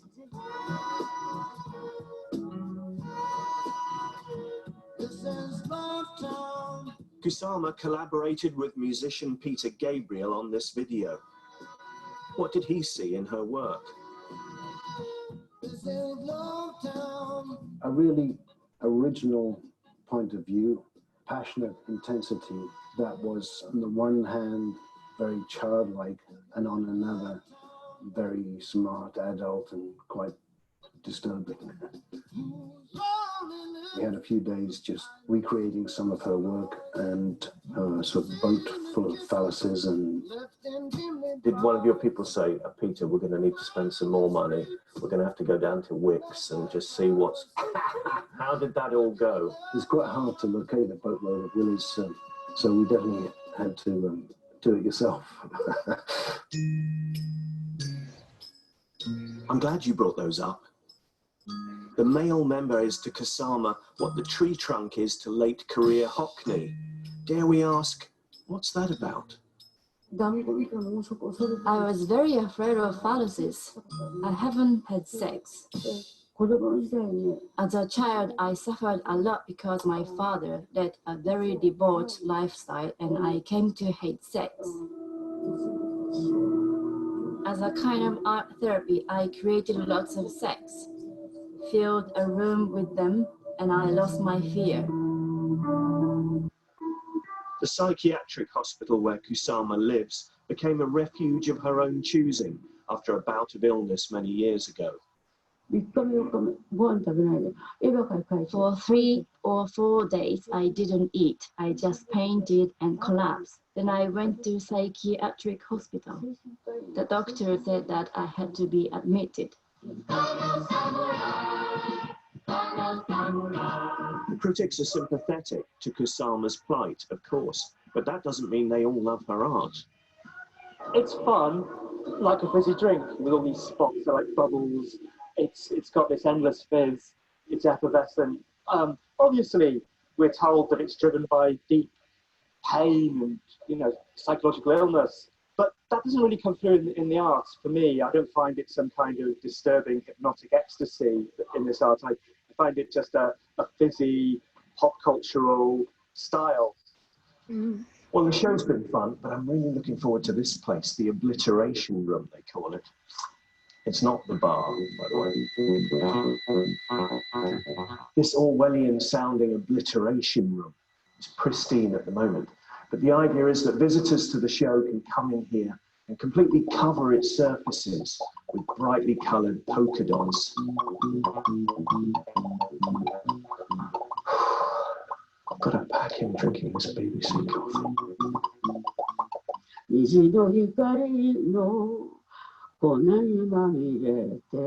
Kusama also writes, makes films, and sings. This one's a lament for her late parents.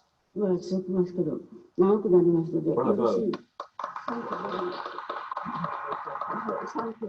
Kusama-san, thank you very much. Yeah, he said that art critic, it was just kind of fizzy pop. I think there's more to her than that. There is that side. You can just say, oh, it's just polka dots. But if you look at her paintings, I think I get a deeper experience of her work. Let me go on to, before we end, there's Wikipedia, and Google Images, and her Infinity Net paintings. We can look at more of those.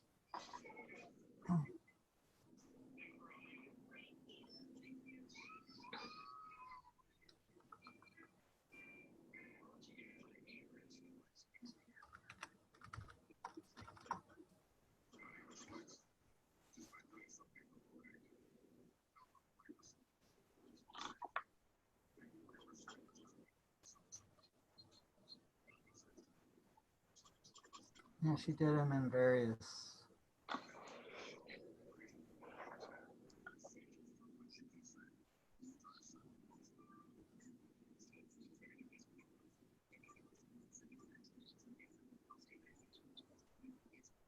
So this was done, and these were done when I think she got to this New York. So one of the first paintings she did there. So that must have been in the 60s.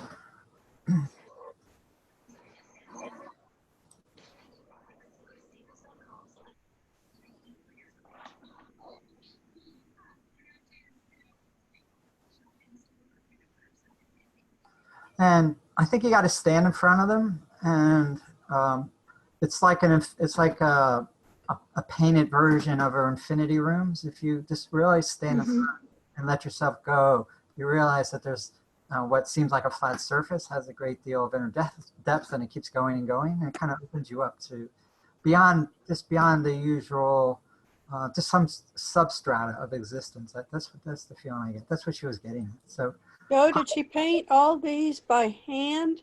Yeah. With ink or paint or what? I think she was using oil paints back then. When I heard. Unbelievable. Yeah, I mean, And what year? some of them were What like years 30, mostly?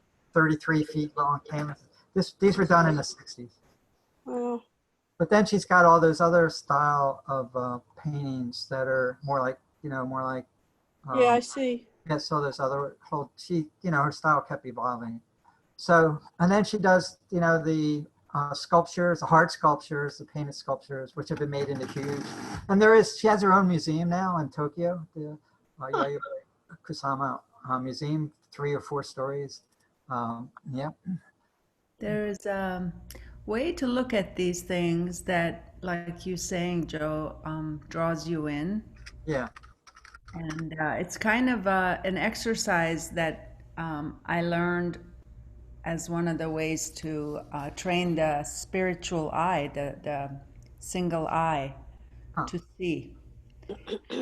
And literally you can penetrate into a work like this. The repeating pattern kind of enables the opening.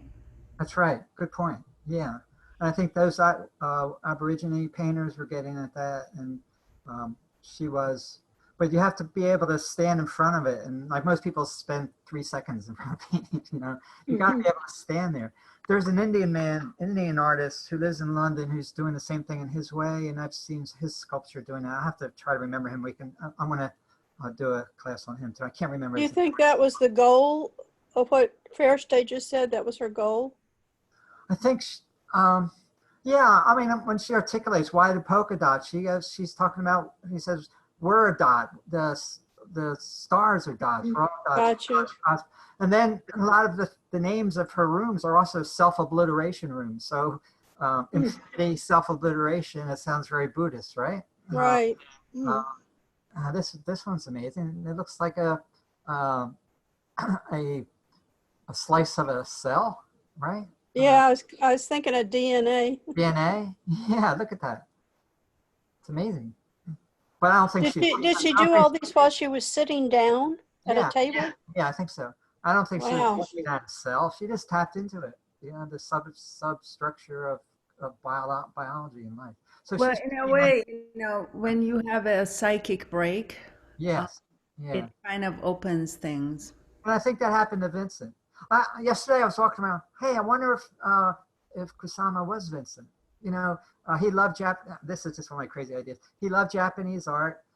He did some of his best work when he was in the psychiatric hospitals because he felt protected and taken care of, and he would have. He knew if he had an episode, he was protected. There was that, and some of the themes are similar. Who knows? But I just. What year was she born? She was born 1929.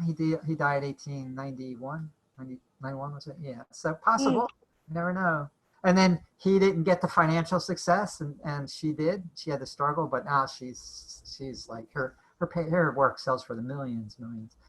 The one drawback, these infinity rooms. I have I'll show you some of the infinity rooms, but people wait 6 hours in line to go in, but unfortunately you can only stay in there for like less than a minute because of the crowd. Oh my gosh. And so that defeats the purpose. To me, if I want into these infinity rooms, I want to stay at least 20 minutes and really to have the full experience. And to be pushed out after a minute, it's like, why would you want to wait 6 hours just to do that? Right. Hey, but that's an infinity. You spend the infinity in line. Yeah, exactly. That's the infinity. I love this teacup thing. Look at that. Yeah. And, and the shell, can we see the seashell underneath it? Underneath the cup on the right side? Yeah. Oh, wow. I don't see anything. I've been I've been fascinated by seashells since I moved here. So, yeah. It's a very Asian form of art. I mean, the Japanese have always not done literal when they do landscapes. And they're not doing them literally. they're taking the essence of the object and arranging them. So you can see her Japanese influence with this, and then the larger Asian cosmological viewpoint that I align with the Australians. So that guy that said, "Ah, she just fizzy," and he didn't like her too much. I don't agree with him. I think there's more to her. If you use the technique that Veriste is talking about, those paintings like the seashells, they come right out of the painting. Yeah, Become 3D. Her compositions are masterful. Her use of colors is masterful. I mean, it's not easy to do these, to make it work. It really isn't. She has a lifelong fascination with pumpkins, so she paints pumpkins. She does pumpkin rooms, and they have the large pumpkins that are standing sculptures for outdoors. So there's that. Like I said, she's a novelist. Her first film won an award in Europe somewhere. So pretty incredible talented woman. Yeah. So yeah, she didn't get the credit she deserved when she was in the States. Yeah, just amazing, just constant output, amazing output. Let's see, where's the one I have of, hold on. Oh, I think it's here. No, it's my other. Oh, they're so cute. Not cute. One more. Not cute. She's a cutie, isn't she? I'd like to meet her. I mean, wearing that bright orange, she kind of dresses like a clown in a way. It's like, she's not going to be around much longer. She's like a punk teenager. Yeah. Yeah. She's an 80-year-old punk. Yeah. There you go. That's right. Wow. Oh, when she was doing those nude piece things and painting naked bodies, it got publicity in Japan, in her hometown, while she was in New York, and they were really upset. They took her name off the high school graduation list, which was on the high school, and they just didn't. She was ostracized, and now they love her, but for a while there, they were so shocked that she would do that kind of thing. So non-Japanese, a Japanese woman doing those things. She broke all Did they understand that it was in reaction to her dad's behavior? I don't think they knew then. No. Here's like what in it what the exhibit detail would look like at the first one, just to show you that. Have you ever seen her work in person, Joe? No, I haven't. I must have just missed it. Like here's in 17. You ain't coming to Myrtle Beach. At the Hirshhorn in DC. There you go. They had a major exhibit there, went on for months. The museums love her because of all the people that come. They make huge amount of money from her exhibits. Let's see, where's that one I want to show? There's one more. Can you show one of those infinity mirror rooms? They list 10 of them I want to show because each one has a different name. I love the name of them, but there's this one page here which has listed 10 of her infinity rooms. Let me get to that. We'll end with that. I would really love to go in one, but have a chance to stay in there for 12 for a while and just get lost in it.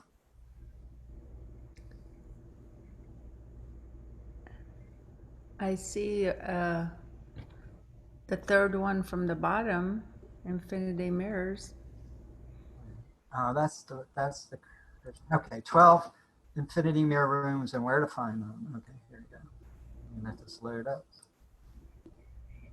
So that's a little bit about her. So the very first infinity room must have been in the 60s. And that's what she was using, the red and white polka dots and the soft forms and mirrors. She's really evolved. I wonder who helps her with the technology of it. I'll tell you that because there's a lot of technology and she's got to have somebody willing to pull it. Is she married and does she have kids? No. Apparently she only had one relationship in her life from what I could tell. Yeah, I can see that. Yeah, she's and nope. So the second one, I love the names of them. Brilliance of the Souls. This was in Jakarta. This one. Oh, that's gorgeous. And that, can you imagine being just stepping into that and just just sitting down, and it's like, wow, this could go on forever. So that brilliance of the souls, yeah. So that there's it's made a permanent one in Jakarta, and this was spirits of the pumpkins descended into the heavens. This was in Canberra. How big would these rooms really be? Tiny? Well, no, I don't know. I think they're pretty large rooms. But okay. I also did the room within a room where the mirrors were in a contained box, a large box, and then you had openings and you poked your head in the opening. Okay, children love those. So, but that would give the same effect, whereas your head's or else it's the whole room where you're totally surrounded. Yeah. Infinite pumpkins. Look at that. How creative. Gleaming lights of the souls. This was in Denmark, this one. The walls and ceilings are covered with mirrors and around 100 lamps, which resemble ping pong balls, are suspended from the ceilings. The lamps change colors continuously and seem to go into infinity. How amazing is that? This one in France is called Fireflies on Water. Yeah. It was put together with lights, mirrors, and water. There's about 2 inches of water on the ground. And amazingly, this sea of lights is just made up of 150 small beads of light. Wow. But it feels like you're floating through a sky filled with stars. The way it's done. This one's the souls of millions of light years away. This was LA. What's that in the middle? Some kind of support? Yeah, it looks that way. Yeah. Little did I know that this is actually one of Kusama's most famous works. The walls are mirrored, the floor is covered in a layer of water. There's also a marked platform, that's it, from which visitors are invited to admire the twinkling multicolored strobe lights that hang from the ceiling. All the lights are reflected back and forth from mirror to mirror.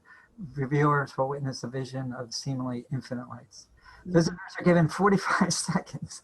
You know, give me a break. This one's cool. It's called Longing for Eternity. So, you know, there's definitely a deep spiritual dimension, you know, for the masses. You know, maybe it really touches someone. You never know. It could get someone who's like depressed or suicidal. Maybe give them some hope, or right? Maybe they touch something inside themselves that they weren't able to. So I think it's too bad people can't stay longer. It may have been really, you know, much more impactful for people. It's all about money. Yeah. Who decided? Did she say that she just wanted people to be in there briefly? No, well, if you got a line that's stretching back for 6 hours, people will never. But I mean, she didn't say that, so we don't know her interpretation. No, it's the museum. They just. My gosh, this is Pittsburgh. I never heard of her. That's mirror room. Yeah, there's one in Raleigh right here, Phoenix. You who are getting obliterated in the dancing swarm of fireflies. Great title. Oh, I love that one. Now, are these still there, or they just were there for a period? I think they're just there for a period, then they probably take them down. I think there's some permanent ones, a couple around the world that are people, they have permanent. I love that one. Love is Calling in Boston. This is more of the standing soft sculptures that are mirrored in image. This is her latest, whenever that was done, and largest and most immersive infinity room. It's illuminated by glowing inflatable forms that emerge from both the floor and the ceiling, covered in polka dots. Then they gradually change colors. As you walk through the installation, you also hear a sound recording of Yayoi herself reciting one of her very own love poems in Japanese. Wow. How did you hear of her, Joe? I just stumbled on her on the internet about a month ago, and I had never heard of her. Unbelievable. Yeah, and I thought, look at her, and I gotta bring her to class. Thank you for bringing her to us. My heart is dancing into the universe, Bentonville. Oh, beautiful. And this one was Raleigh, too. I missed that one, Light of Life in Raleigh. What was that other one right before that? That was in Arkansas, Bentonville, Arkansas. Oh, beautiful. That museum there, if you're ever in Raleigh, it's on the outskirts of Raleigh, the North Carolina. It's really good. They have a really good collection of contemporary art. So if you're ever, it's worth going to. But this was there apparently. I don't know when. This mirrored hexagonal box measures 7 feet square and has 3 portholes. This one with portholes located at varying heights. Up to 3 viewers may look inside this enclosed infinity mirror room at one time. And then 12, Let's Survive Forever, Toronto Cancer. There's her mirror balls. He says it's one of my favorites. This museum, a 3 months exhibition. 165,000 visitors bought tickets to see it. Can you imagine? No, but that's incredible. They were able to raise, the gallery launched a crowdfunding campaign in the hope of acquiring an Infinity Mirror Museum. They were able to raise 1.3 million. So that is a permanent exhibition. It's a 400 square foot room. Okay. So, and this one is the pumpkins, an entire museum. This is your museum, the Yoyai Kusama Museum in Shinjuku, Tokyo. It's a section of Tokyo. So there you go. All right, 4 o'clock. Yeah, no, it's good to discover her. And, Thank you, Joe. Yes. All right. Yes. Next time, I think I'll do two more female artists. Anybody ever hear of Eva Hess? No. Good. No. Fine. She was a big, well-known artist in the 60s. In fact, she shared a building with Yayoi knew her. And Eva Hess, painter, drawer, sculptor, very original, influenced the whole direction of modern sculpture. And she died at 34 from brain cancer. Yeah, she was the first one that started working with polymers. And there's some thought that the material itself gave her brain cancer, but who knows? So Eva Hess, and then the Mexican. Do people like Georgia O'Keeffe? We could do Georgia O'Keeffe. I love Georgia O'Keeffe. I love her too. Yes.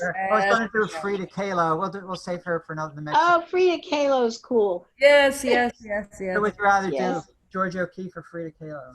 Yes. Oh, both of them. Yes. Yes. Georgia O'Keeffe.